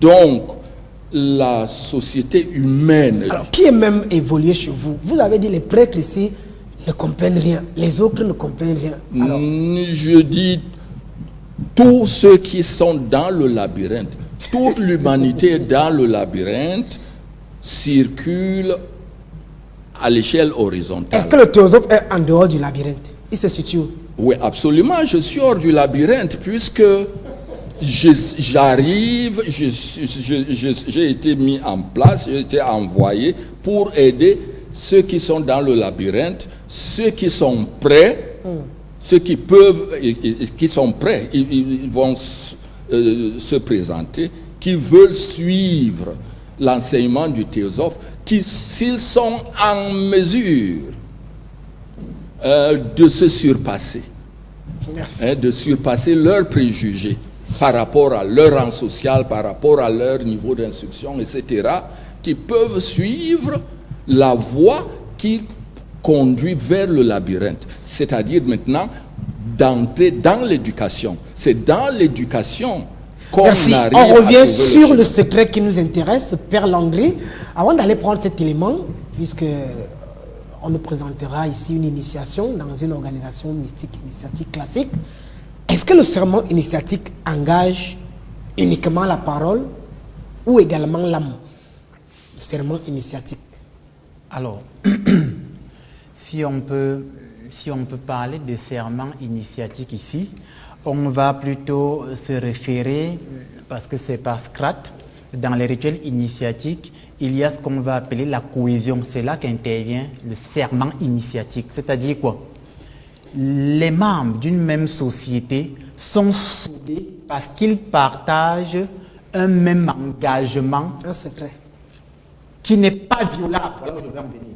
C'est ça que je veux dire. C'est-à-dire qu'ils partagent quelque chose, un secret, si vous voulez, inviolable. J'insiste dessus. C'est là que le serment initiatique intervient, parce que une fois que vous êtes donc entré dans le cercle initiatique et que vous avez fait l'expérience du secret initiatique, et nous avons dit ici que cette expérience consisterait en cette transformation intérieure qui va vous amener à avoir accès à la conscience supérieure. Vous l'expérimentez, sauf que vous réalisez que tous ceux qui vous ont conduit durant les étapes d'initiation ont expérimenté ce qu'ils appellent la conscience supérieure, et là vos liens se soudent, c'est-à-dire que c'est comme un engagement que vous prenez corps et âme, pour répondre à votre question. Corps et âme, c'est un engagement que vous prenez à ne pas violer ce que vous avez reçu. Et violer ce que vous avez reçu signifie ne pas commencer à soit le divulguer, soit à le tordre. C'est ça le problème. On ne doit pas le divulguer. On ne doit pas le divulguer, on ne doit pas le tordre. C'est-à-dire que vous ne devez pas commencer à transmettre quelque chose autre que ce qu'on vous a permis de transmettre. Si je veux prendre un cas plus pratique, vous allez voir par exemple que le théosophe ici, moi je le suis. Il suit une logique bien... Moi je suis très attentif quand il parle. Je vous ai déjà dit à quoi il appartient. Une fois, il nous a dit ici qu'il a été mis sur pied par les hiérarchies supérieures. On lui a donné une mission et qu'il ne peut pas aller au-delà de la mission. Il ne peut pas violer, on va dire comme ça, le secret qu'on lui a transmis. Donc il est dans une logique bien précise, dans sa logique à lui. Et dans cette logique, il ne peut pas violer. Donc le serment initiatique apparaît à partir du moment où tous les initiés partagent le même secret et ils ne doivent pas le violer. Parce que si vous le violez, à un moment donné, on va vous mettre en marge et ça aurait été un signe que vous n'avez pas été digne et donc vous n'avez pas subi toutes les étapes. Or, généralement, ayant subi toutes les étapes, vous verrez que les véritables initiés, je le dis, préfèrent parfois mourir et emporter leur secret dans la tombe. C'est-à-dire qu'on se retrouve parfois dans des situations où quelqu'un doit dire un mot pour qu'une situation se décale. Il préfère mourir. Il préfère mourir avec, on l'enterre avec, et c'est perdu à jamais. Et les gens vont rester spéculer. Donc, ce serment initiatique-là, il est inviolable. Alors, les médecins prêtent le serment d'Hippocrate. Les prêtres prêtent le serment. Alors, le prêtre, à part, on va dire comme ça, on appelle ça comment, les charismes, il y a les religieux, les séculiers. Le prêtre a le droit de réserve, monsieur Nathan.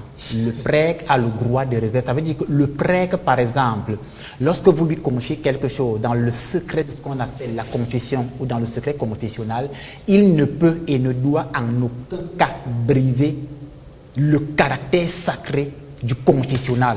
Ce que vous dites à un prêtre dans le secret de la confession, il l'emportera dans sa tombe, même si on prend un couteau, on lui met autour du cou, parce que on ne brise pas le caractère secret de la confession. Merci. On part du côté de la régie. Je parlais encore de l'initiation teintée de secret d'une organisation classique. On revient juste après avoir visualisé cet élément.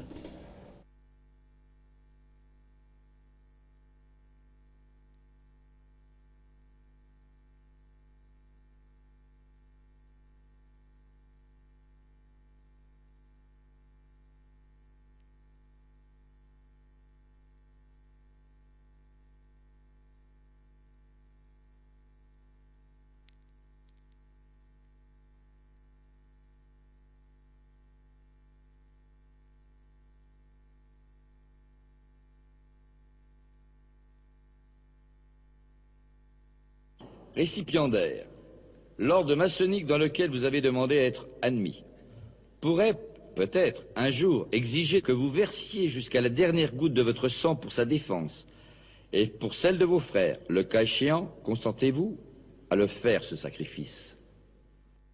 Oui, monsieur. Puisqu'il en est ainsi, frère expert et frère maître des cérémonies, amenez le récipiendaire à l'autel des serments afin qu'il prête son serment.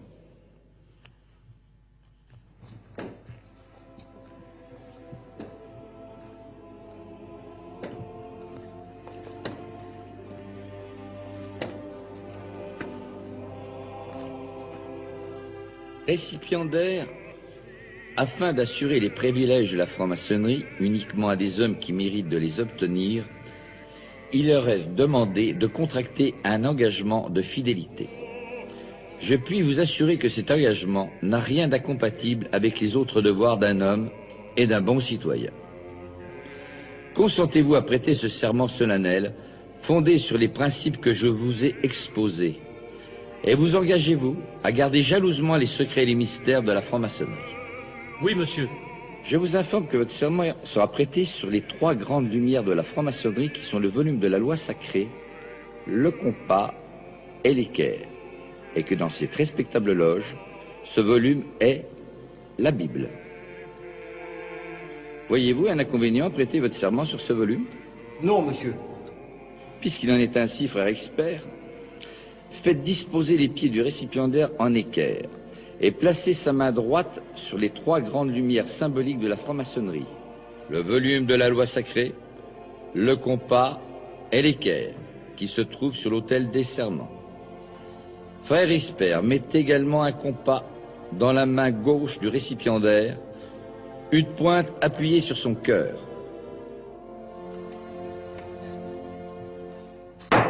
Debout et à l'ordre de mes frères, épée en main.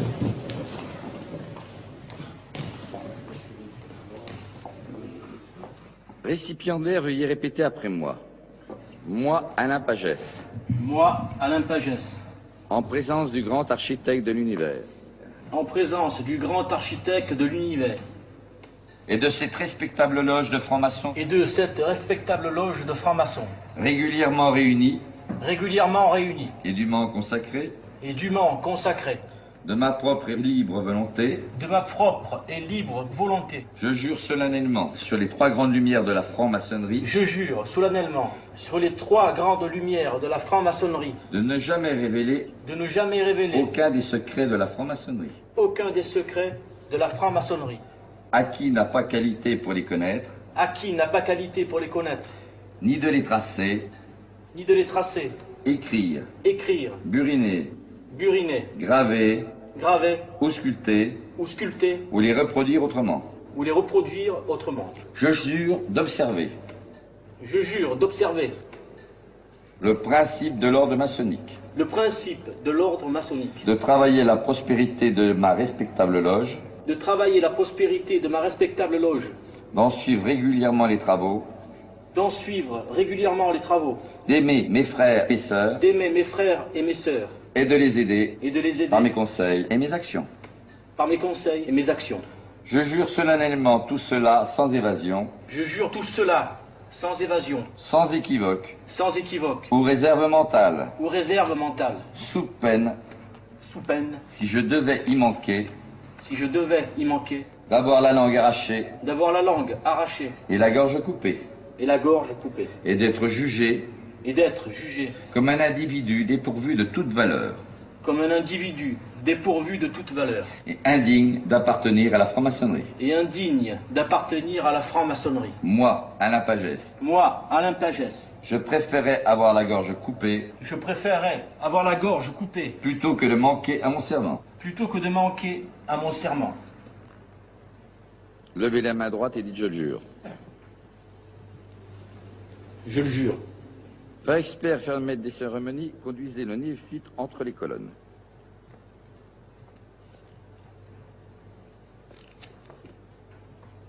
Retour Tant sur ce d'hommes plateau. et de femmes célèbres ou anonymes. Initiatique. Est-ce que ça favorise la connaissance ou la manipulation? Père Minkala, je vous ai vu glacé lorsque vous suiviez tout à l'heure le serment prêté par Alain Pagès à la franc-maçonnerie. Il dit, je le jure, je préférerais avoir la langue arrachée et la gorge tranchée s'il me fallait violer, si je devais violer le serment. Analyse. Alors, vous posez la question si le secret initiatique favorise la manipulation ou la connaissance. Au vu de ce qui vient de se passer, c'est comme vous a produit là, des images assez intéressantes. J'aurais bien voulu être sur le plateau avec un franc-maçon. Le secret. Vous avez suivi ce qui peut arriver à un franc-maçon si jamais il révélait le secret. Oui, oui. Alors, je préfère répondre à votre question telle que vous l'avez posée en me demandant si le secret initiatique favorise la connaissance ou bien la manipulation. Je dis les deux. Les deux, parce que chaque initiation te permet d'acquérir des connaissances que tu n'avais pas. Et vous ne pouvez pas être initié sans acquérir un certain nombre de connaissances. Déjà, au niveau du processus d'initiation, vous avez la partie théorique, ce que le père Landry a appelé ici des rituels, et il y a même aussi la pratique même à travers laquelle vous expérimentez que vous avez connu ce que nous pourrions appeler le passage cosmique. C'est-à-dire, dans chaque initiation, il y a mort et résurrection. Donc, vous passez d'une vie à une autre vie. Alors, ce passage implique déjà une connaissance. Alors, maintenant, est-ce que ça favorise aussi la manipulation? Oui. Pourquoi je le dis? Parce que lorsque vous êtes initié, vous venez de suivre une sorte d'initiation qui n'est pas peut-être le modèle reconnu universellement. C'est une initiation qui engage une organisation particulière. Mais lorsque vous êtes initié, cela vous engage aussi à une vie de subordination. Alors mon père, est-ce que la démarche initiatique maçonnique qu'on nous a présentée là est très loin de la vôtre? Puisqu'on sait que dans de nombreuses organisations chrétiennes, très loin, je vous arrête déjà. Il y a quelqu'un qui parle je comprends la question, permettez que je réponde sans même vous laisser continuer en vous disant que c'est diamétralement opposé, ça n'a rien à voir avec l'initiation au christianisme. Absolument rien. Absolument rien. On ne va jamais vous forcer pour vous dire que oui, je dois garder tel serment, si je ne le garde pas, je serai traité comme je ne sais quoi. Non, on ne vous impose absolument rien. Dans le christianisme, on vous initie à une vie de liberté. C'est pour cela qu'il y a un processus que vous deviez quand même parcourir. Il y a la purification, il y a l'illumination et il y a l'union. Et tout ceci, ça dépend de ce que nous appelons la tria monera, c'est-à-dire la fonction d'enseignement qui est très importante. On vous enseigne d'abord sur le plan théorique. Donc vous savez ce que vous deviez faire. Vous savez vers quoi on veut vous mener. Vous savez ce qu'il peut vous attendre. Donc il y a la fonction d'enseignement. Ça vous ouvre l'esprit d'abord. Ça vous permet de connaître ce dont il est question. C'est quoi être chrétien. Et puis, il y a la fonction de sanctification. Vous passez maintenant à la réception des sacrements, des prières, ce qui vous permet de vous sanctifier. Et puis, la fonction de service. Le christianisme n'a pas de secret? que le christianisme n'a pas de secret dans sa phase initiatique. Non. Le christianisme n'a pas de secret. C'est pour cela que le christianisme n'est pas conciliable avec certaines institutions. Entre ce que vous venez de vivre, qui relève d'une organisation, et le christianisme, il y a incompatibilité totale. C'est inconciliable avec le christianisme. Pourquoi? Parce que dans le christianisme, on ne vous impose pas une doctrine ésotérique. Dans le christianisme, on vous propose l'évangile de la libération, de la connaissance. Monseigneur veut réagir. Alors, Monseigneur, vous avez suivi avec beaucoup d'intérêt l'initiation d'Alain Paget à la franc-maçonnerie et un certain nombre d'éléments reviennent avec emphase et certains panélistes semblaient choqués, du moins en apparence. Le secret à la maçonnique a semblé effrayant et peut-être violent et diabolique, ça nous tous l'avons reçu comme tel. Mais la vie n'est faite que des secrets. Dans l'église catholique, chrétienne, on parle de sacrement, on parle de sacerdoce, on parle du sacré, on parle de la sacralité. Je pense que tous ces mots que j'ai cités là-bas ont une racine secret. Vous pensez, sacrifice même ce aussi, que vous pensez est très loin d'être la réalité. Non, c'est votre pensée. C'est pas ma pensée. Non. Je vais être catholique dans ma pensée. Il faut connaître la doctrine de l'Église, monsieur. Non, il s'agit pas monsieur, il faut connaître la doctrine de l'Église pour en parler. Vous ne savez, c'est quoi un sacrement? C'est quoi un sacrement? De par sa définition, écoutez, monsieur, écoutez. De par sa définition, le sacrement, c'est un signe visible, sensible, institué par le Christ pour produire et augmenter à nous la grâce. Il n'y a pas de secret là. De par sa définition déjà. Puis allez-y. Permettez-moi. Parlez de ce que vous connaissez. Je ne vais pas vous appeler monsieur, je vais dire oui, mon père. monsieur, parlez de ce que vous connaissez. Non, appelez-moi comme vous voulez. Appelez-moi comme vous voulez. Mais je ne veux pas vous appeler monseigneur. Ça ne cadre pas avec l'éducation que j'ai reçue. Vous appelez justement, monseigneur. vous en avez reçu une oui. de Patrick. Ne me posez pas ce que je ne dois pas faire, monsieur. Bon, permettez-moi d'avancer. Il y a que, nous vous écoutons, il y a que tout au moins, nous avons fait tous les cours de français. Nous avons appris ce qu'on appelle le radical, le racine, d'amour et tout ça. Hein? C'est même pour les avoir mal appris que vous appelez aujourd'hui sacrifice, par exemple, le fait qu'on mette un divin, un humain met un divin sur la croix. Vous appelez ça sacrifice. Sacrifice secret, le sacré, le sacrement, c'est le travail de l'immanent divin, le travail en secret, le travail dans l'invisible total du divin, le travail du divin émanant dans chaque matière, dans le secret. Le secret existe. Le secret, c'est quoi? C'est ce que j'ignore. C'est ce dont je ne connais pas les mécanismes fondateurs et agissants dans chaque rite. Vous ne pouvez pas dire, vous ne pouvez pas expliquer clairement aux gens aujourd'hui pourquoi on fait le signe de la croix. Bon, vous dites que ce qui est fait là, ce qu'on nous présente là, c'est ce que nous faisons tous les jours. Même si ça fait peur. Non, c'est pas on dit qu'on va t'arracher la langue, on va te clencher la gorge. C'est pas ça le problème. Ça ne fait pas peur. J'ai dit que du fait d'avoir généré d'autres sémantiques à des mots, ça fait que finalement les mots nous fassent peur. Hein? Il y a forcément, j'ai dit, on ne connaît pas beaucoup de choses. C'est les seules choses que nous ne connaissons pas. Et justement, on a souhaité, comme il l'a dit, je pouvais l'accompagner dans ce souhait-là, qu'on est en franc-maçon, même quand il serait là, puisqu'il est déjà muselé, qu'il ne doit pas révéler cette chose. Il y aurait peut-être possibilité qu'en devenant clairvoyants nous-mêmes un jour, que nous puissions faire des incursions mystico-spirituelles. Si on comprend Monseigneur Tchama, il dit qu'on ne devrait pas avoir peur du mot clencher la gorge et du mot couper, arracher la langue. Non, pas ça, du mot secret. Du mot secret. Parce que c'est le mot secret qui a commencé à faire peur. Oui, on dit vous devez garder le secret. Quels sont les secrets qu'il doit garder de dire sous peine de se voir la langue coupée? C'est ça le problème. C'est ça la problématique réelle. Bon, si vous entrez dans une telle organisation, est-ce que vous allez signer ou pas? Je l'ai signé. Puisque où il est là, je ne sais pas s'il n'est pas encore rentré. Non. Le théosophe a dit labyrinthe. Vous voyez, il a d'abord les yeux bandés. Justement. Un bandeau noir. Donc il ne sait même pas où il se trouve. Ici sur le plateau, je crois la semaine, il y a 2 semaines, on est revenu sur l'adoption des termes francs-maçons dans le... Pour le cas d'espèce, il est dans un Pour le cas d'espèce, il ne sait même pas où il se situe. Justement, pour le cas d'espèce... On a bandé ses yeux. Pour le cas d'espèce, je ne saurais souhaiter être à sa place. Ou alors, on peut supposer aussi, avec des réserves, avec un peu d'humilité, qu'il a déjà reçu des prérequis qui font qu'il sache qu'est-ce qu'il doit garder comme secret.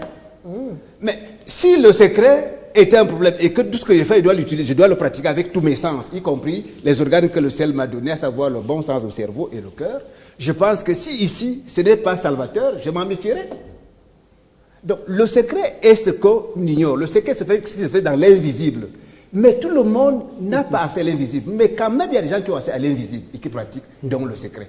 Le secret salvateur, pas le secret qui mène à la... Voilà pourquoi, à partir du thème, on dit, est-ce que le secret, est-ce que le rituel conduit à la perdition, à la manipulation? Et je vous relance justement progrès. avec une autre question. Est-ce que cette initiation peut modifier la perception de l'espace et de la réalité au vu de ce qui nous a été proposé ici? On est parti d'un modèle classique.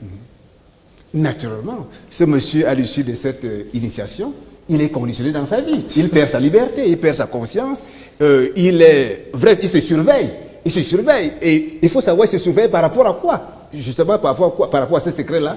S'il est d'un genre, vous voyez très bien le danger dans lequel il vit désormais. On va partir du côté de la régie. On vous revient juste après pour un docteur Pecheko pour une bonne dose de médecine holistique. On revient après cet élément.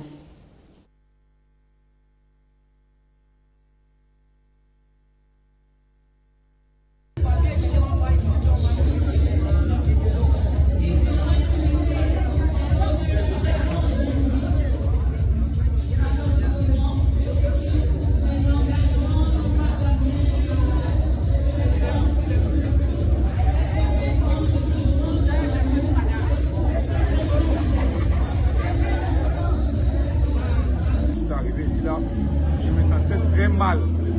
Je n'arrivais pas à me mettre debout.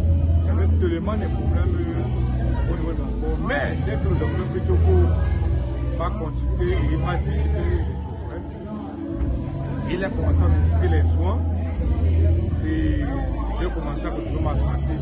Mais ça n'est jamais mieux. Donc, je me suis le Seigneur de nous donner cette journée d'aujourd'hui auquel nous mettons les vœux à notre docteur qui nous fait du bien, qui nous donne la santé. Mesdames et messieurs, bonjour et bienvenue à cette autre capsule de santé.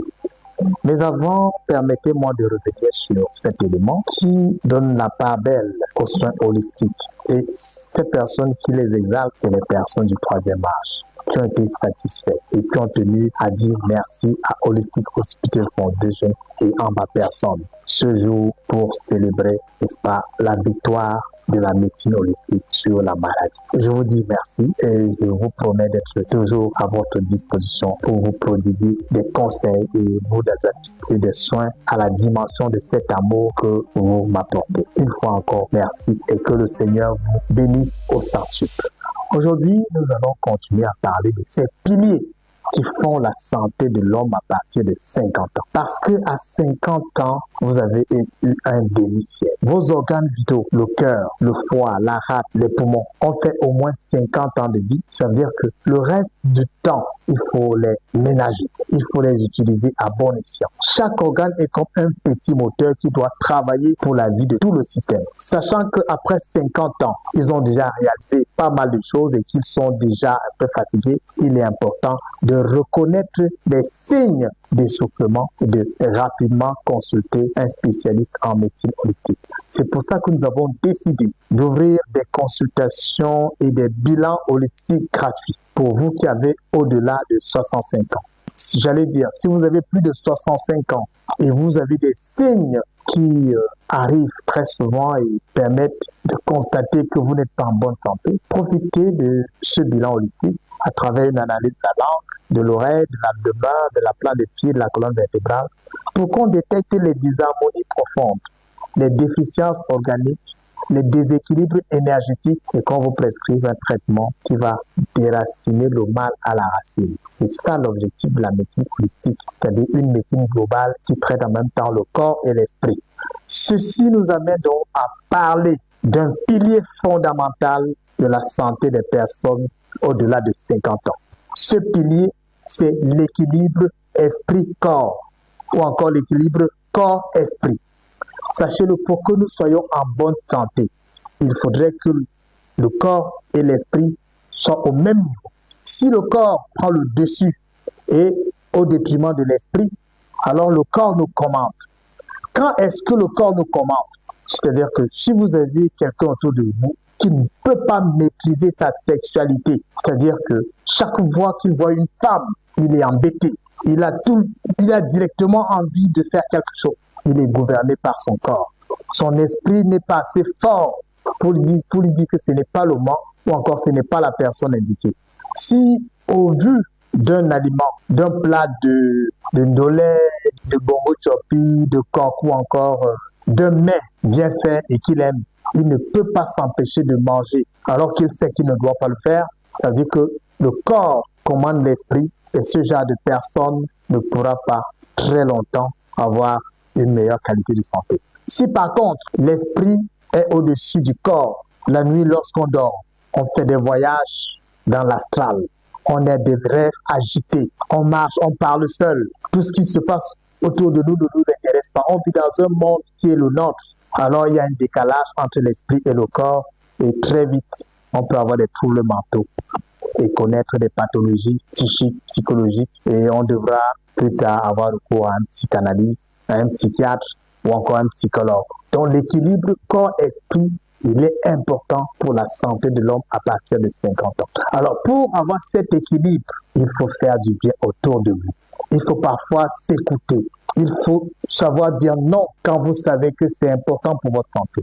Il ne faut pas laisser votre corps vous commander. Tout comme il est également permis de demander à votre esprit de vous permettre d'entretenir ce corps.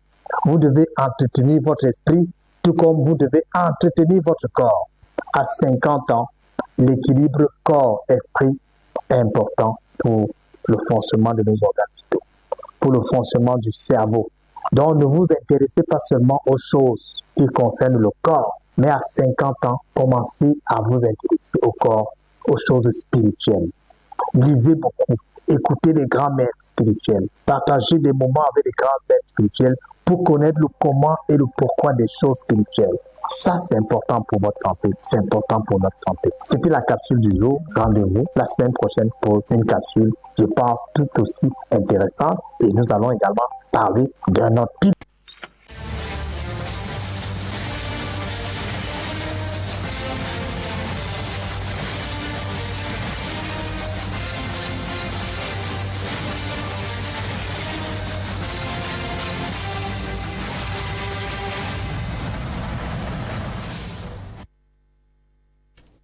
Retour sur ce plateau pour aborder la dernière dorsale de notre production de ce soir. Père Landry, avec vous, nous allons essayer de comprendre le silence rituel. Est-ce une méthode de connaissance ou de soi ou une technique de conditionnement mental? Nous avons vu, par exemple, l'initiation tout à l'heure d'Alain Paget à la franc-maçonnerie. Et ce qui est sûr, il avait déjà quand même suivi pas mal d'enseignements au préalable avant d'aborder cette épreuve cruciale. Alors, le silence dans les rituels initiatiques, normalement, n'est pas quelque chose qui vous est imposé avec pour conséquence une sanction de facto. Le silence, c'est un voyage. Ils appellent ça le voyage initiatique, normalement. Donc, le silence intervient à partir du moment où le novice à l'initiation ou le proposant va avoir des moments, c'est ce que j'ai appelé de méditation. Et pendant ces moments de méditation, l'objectif est de faire une introspection déjà sur son ancienne vie, première chose. Et au cours de la dite méditation, il doit découvrir ce qu'on a appelé et que nous appelons en philosophie le moi transcendantal, c'est-à-dire ce qui en lui fait de lui un être spirituel. Ce silence-là s'impose en lui, pas parce qu'il y a une conséquence de sanction. Or, dans le documentaire ou dans l'élément qu'on nous a proposé, on se retrouve avec un individu qui est comme un agneau qu'on amène à l'abattoir. Et là, c'est problématique. On se retrouve avec un individu à qui on impose un silence et on impose des réponses de facto, sous couvert d'une sanction grave. À partir de ce moment, on comprend que cette initiation dont nous avons été témoins tout à l'heure pose un grand problème. Cette initiation est en train d'asservir cet homme. Elle est en train de le diminuer à son état animal.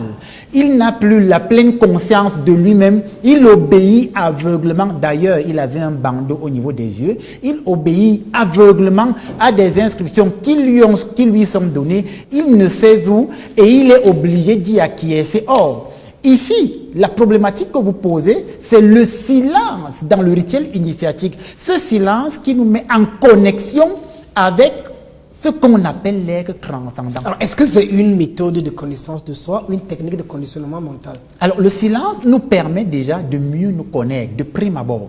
Lorsque vous gardez silence, c'est pourquoi les grands moines aiment beaucoup le silence dans les monastères, si vous y allez.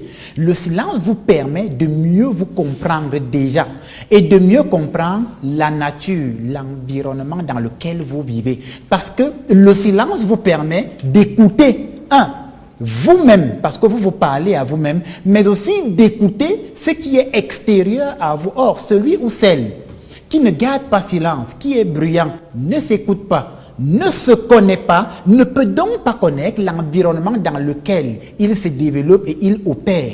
Or, tout à l'heure, l'individu que nous avons vu, un silence lui est imposé, pas parce qu'il doit se découvrir, mais parce qu'il doit écouter des questions qui lui sont posées avec des conséquences immanentes aux questions qui lui sont posées. Et ça, c'est problématique. Père Landry, est-ce que le secret initiatique ou le silence rituel tel que décrypté par vous ici ne rentre pas dans le conditionnement mental?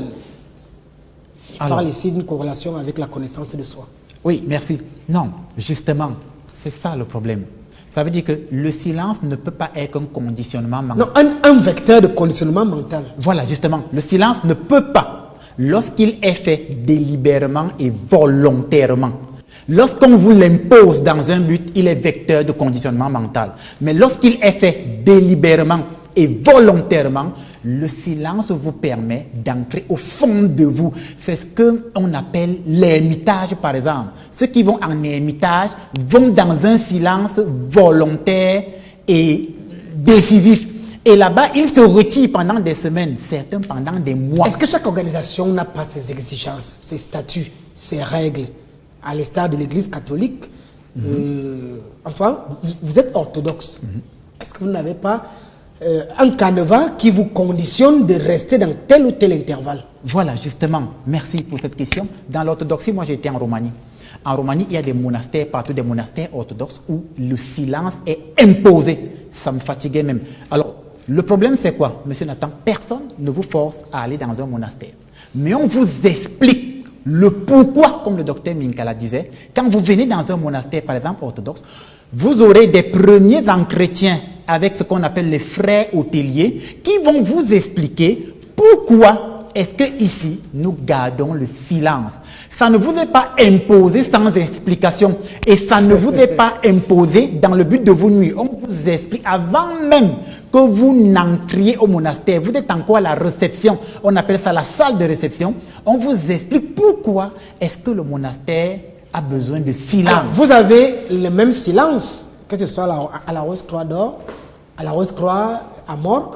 Il y a une zone dite zone de silence qui accepte tout le monde. Ça veut dire qu'un chercheur peut s'asseoir, un journaliste qui veut comprendre s'assoit, qui est une zone de silence, de méditation. Est-ce que vous êtes différent de manière globale, monsieur Monseigneur?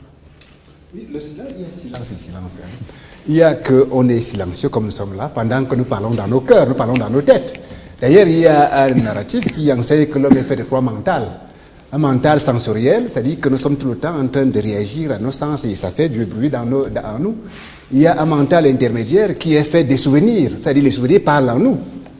Il y a un mental intérieur, je pense que c'est celui-là, c'est de ce silence-là qu'un bon ermite peut-être sera en train de pratiquer. Celui-là qui nous met justement en contact avec le divin en nous. Donc, je pense que ce silence est beaucoup plus celui-là souhaité, mais qui très souvent aussi est pratiqué. Je parle ici du silence que vous et moi, nous connaissons. Ça veut dire quoi? À l'église, il a parlé de son monastère, où il y a une zone exclusivement réservée au silence et au personnes qui veulent se ressourcer. Dans des écoles initiatiques, ésotériques, classiques, j'ai cité ici la Rose-Croix Amorc, la Rose-Croix d'Or, ce que j'ai remarqué, c'est qu'il y a une zone écrite, dite zone de silence, où tous les nouveaux qui veulent comprendre viennent s'asseoir là. À la Rose-Croix Amorc, on brûle même les encens. La zone de silence. Est-ce que ce silence est différent du silence des religieux catholiques? Non, quand vous montrez catholique, vous doitez là-bas. Bon, est-ce que c'est différent de vos silences? Moi, j'ai voulu justement faire la différence entre un silence, c'est-à-dire qu'il existe deux types de silence. Un silence, que je vais dire un silence charnel, et un silence vraiment mystico-spirituel. J'ai voulu justement établir cette différence-là. Parce que lorsque nous sommes taiseux, ça ne veut pas dire que nous sommes silencieux en nous. Hein? Lorsqu'on ne peut pas nous entendre, nous exprimer, ça ne veut pas dire que ça ne bouillonne pas en nous. Hein? C'est ce que je voulais beaucoup plus souligner comme aspect autre du silence, en spécifiant qu'effectivement, il y a des centres de raisonnement, des centres mentaux, des centres mentaux qu'on peut distinguer à ce niveau-là. Voilà. Oui, Père Minkala. Ici, il faut faire la différence entre ce qu'on appelle le silence d'obligation radicale et le silence de vertu. Le silence d'obligation radicale, ça veut dire quoi? Ça veut dire que on vous impose le silence. Si vous ne faites pas silence, si vous ne vous taisez pas, on vous sanctionne. On peut peut-être vous mettre en cellule, on peut peut-être vous rosser, on peut peut-être vous gifler, ainsi de suite. Ça, c'est le silence d'obligation. Bon, maintenant, il y a ce qu'on appelle le silence de vertu. Ça veut dire quoi? Ça veut dire que vous, en tant qu'être humain, conscient de ce que vous faites, conscient de ce que vous recherchez, conscient de ce que vous êtes, vous savez qu'à un certain moment ou en certains lieux, vous devez faire silence. Soit parce que vous respectez les autres, soit parce que vous voulez prier, soit parce que vous voulez donner l'opportunité aux autres de bien prier. Je reviens sur la question. Et c'est ce qu'on appelle le silence des vertus. Je reviens sur la question. Alors, Père Langlais disait que, oui, je l'ai vu, du côté de la Roumanie, il dit il y a également une zone exclusivement dédiée au silence. Et à la Rose-Croix à Morc, à la Rose-Croix à Morc et à la Rose-Croix d'Or, j'ai remarqué lorsque je fais mes enquêtes de ce côté qu'il y a également une zone dite zone de silence. C'est comme cette salle, comme ce studio, tant pour moi.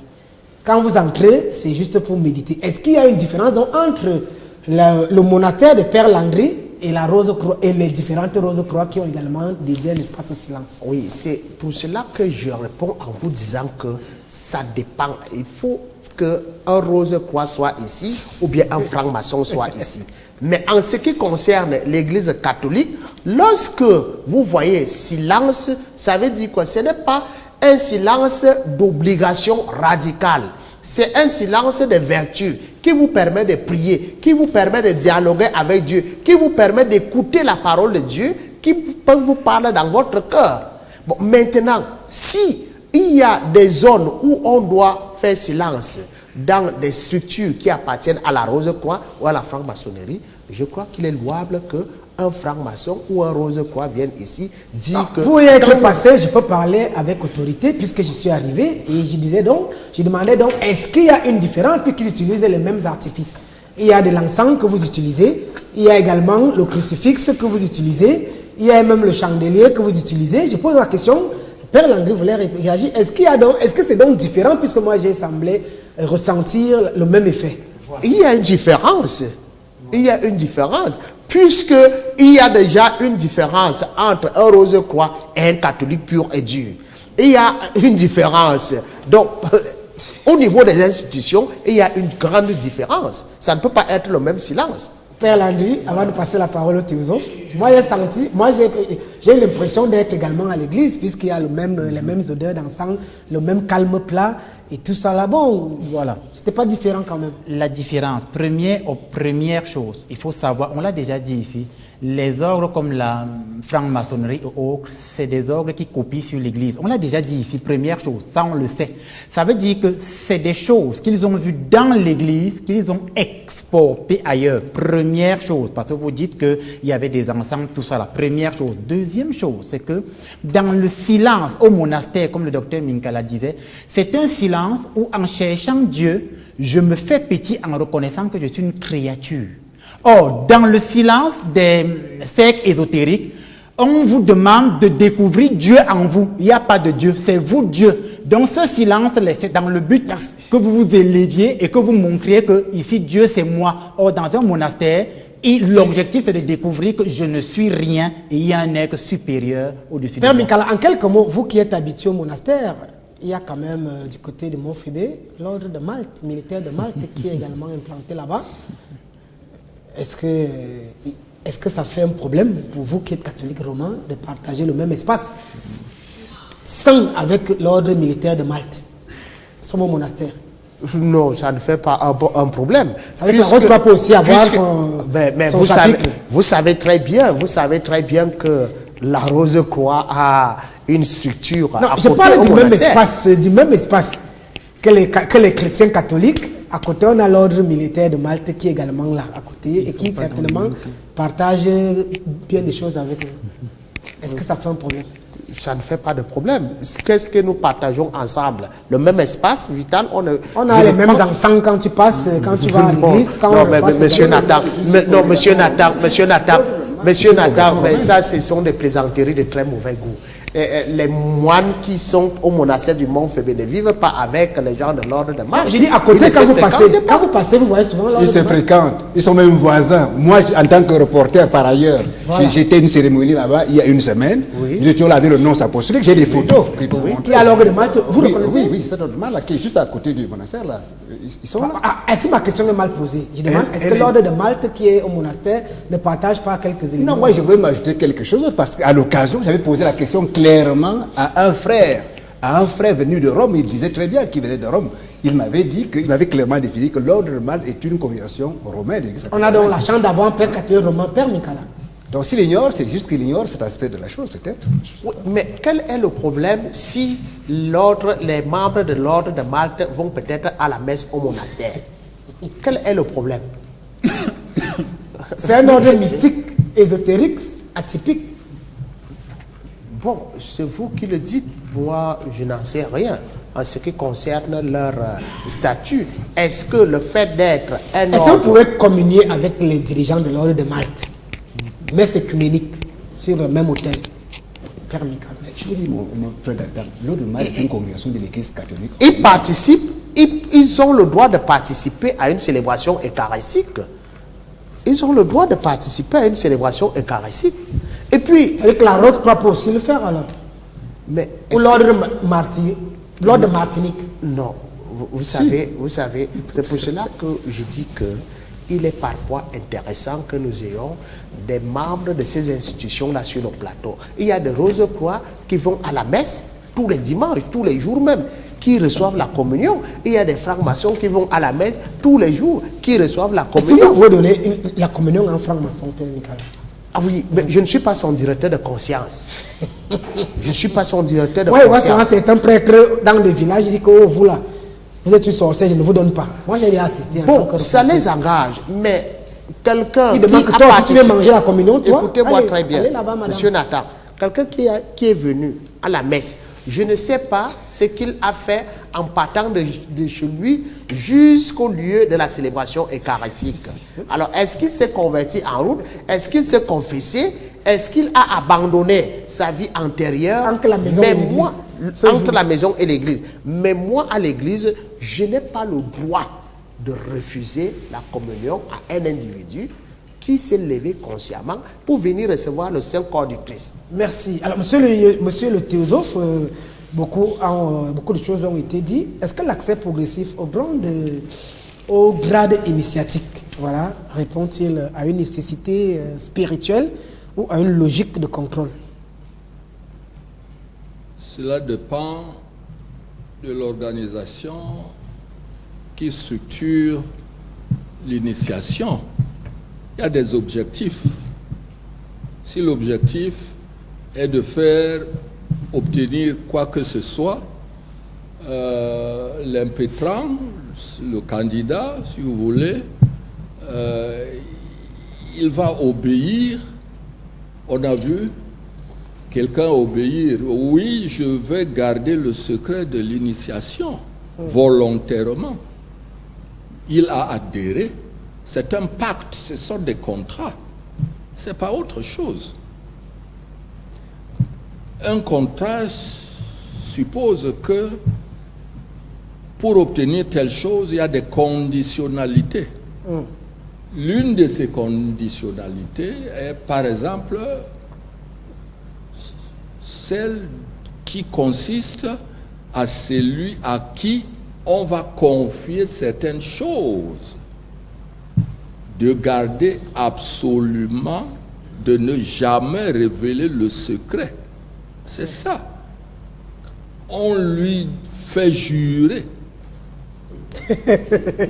qu'il est préférable, il accepte qu'on lui tranche le cou, qu'on lui coupe la langue, il ne trahira pas. Est-ce qu'un homme normal, comme nous sommes là, peut accepter de signer un tel pacte? Parce que moi, je ne sais pas, vous me dites que pour que théosophe, il doit signer ceci, que si j'échoue, vous cranchez ma gorge, vous arrachez ma langue. Nous ne parlons pas de théosophe.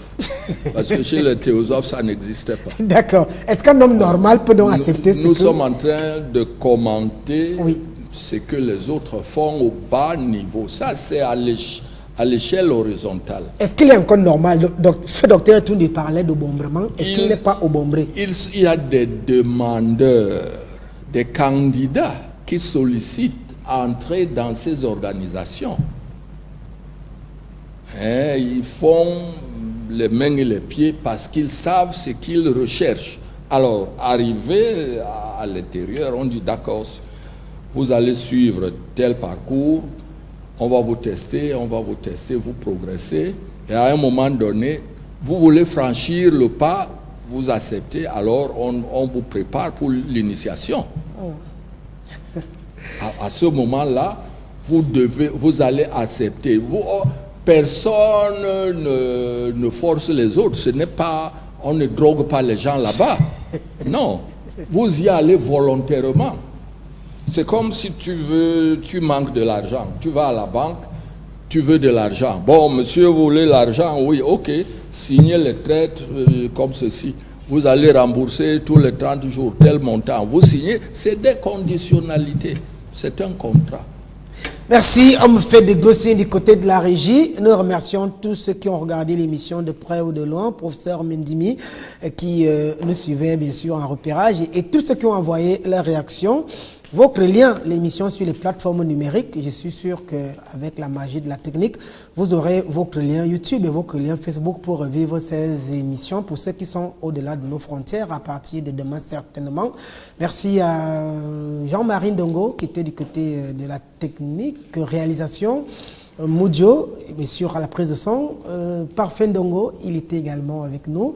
Monseigneur Nchama, c'est tout un évêque qui se déplace avec beaucoup d'humilité pour partager le même plateau que ses subalternes. C'est toujours important. Ça, c'est d'après lui, Père Minkala, Église catholique romaine. Il est d'ailleurs le prêtre curé résident de la chapelle Toussaint de Mvan, Père Langry, qui était là, et monsieur le théosophe africain, monsieur Djongé, qui était également là avec toute son équipe. La semaine prochaine, nous allons continuer avec le secret en nous appesantissant sur les symboles. Est-ce que les symboles ont une énergie propre ou ne sont que des outils pédagogiques? Est-ce que les noms sacrés signés sont des signes ou paroles possèdent des efficacités mystiques opératives? Quel est le rôle de la géométrie sacrée dans les rites initiatiques? Voilà les angles d'approche qui nous permettront de continuer à comprendre si dans les rites initiatiques, le secret ici est une voie vers la connaissance ou tout simplement un élément de conditionnement mental et de manipulation. Mesdames et messieurs, pour ceux qui ont regardé l'émission pour la toute première fois, elle passe tous les jeudis lorsqu'il est 21h sur Vision 4, la seule télévision ou la seule émission qui est en copie bien sûr, peut-être pas copyright, dans notre chaîne de télévision. Rassurez-vous, le meilleur c'est ici et à jeudi prochain pour la suite.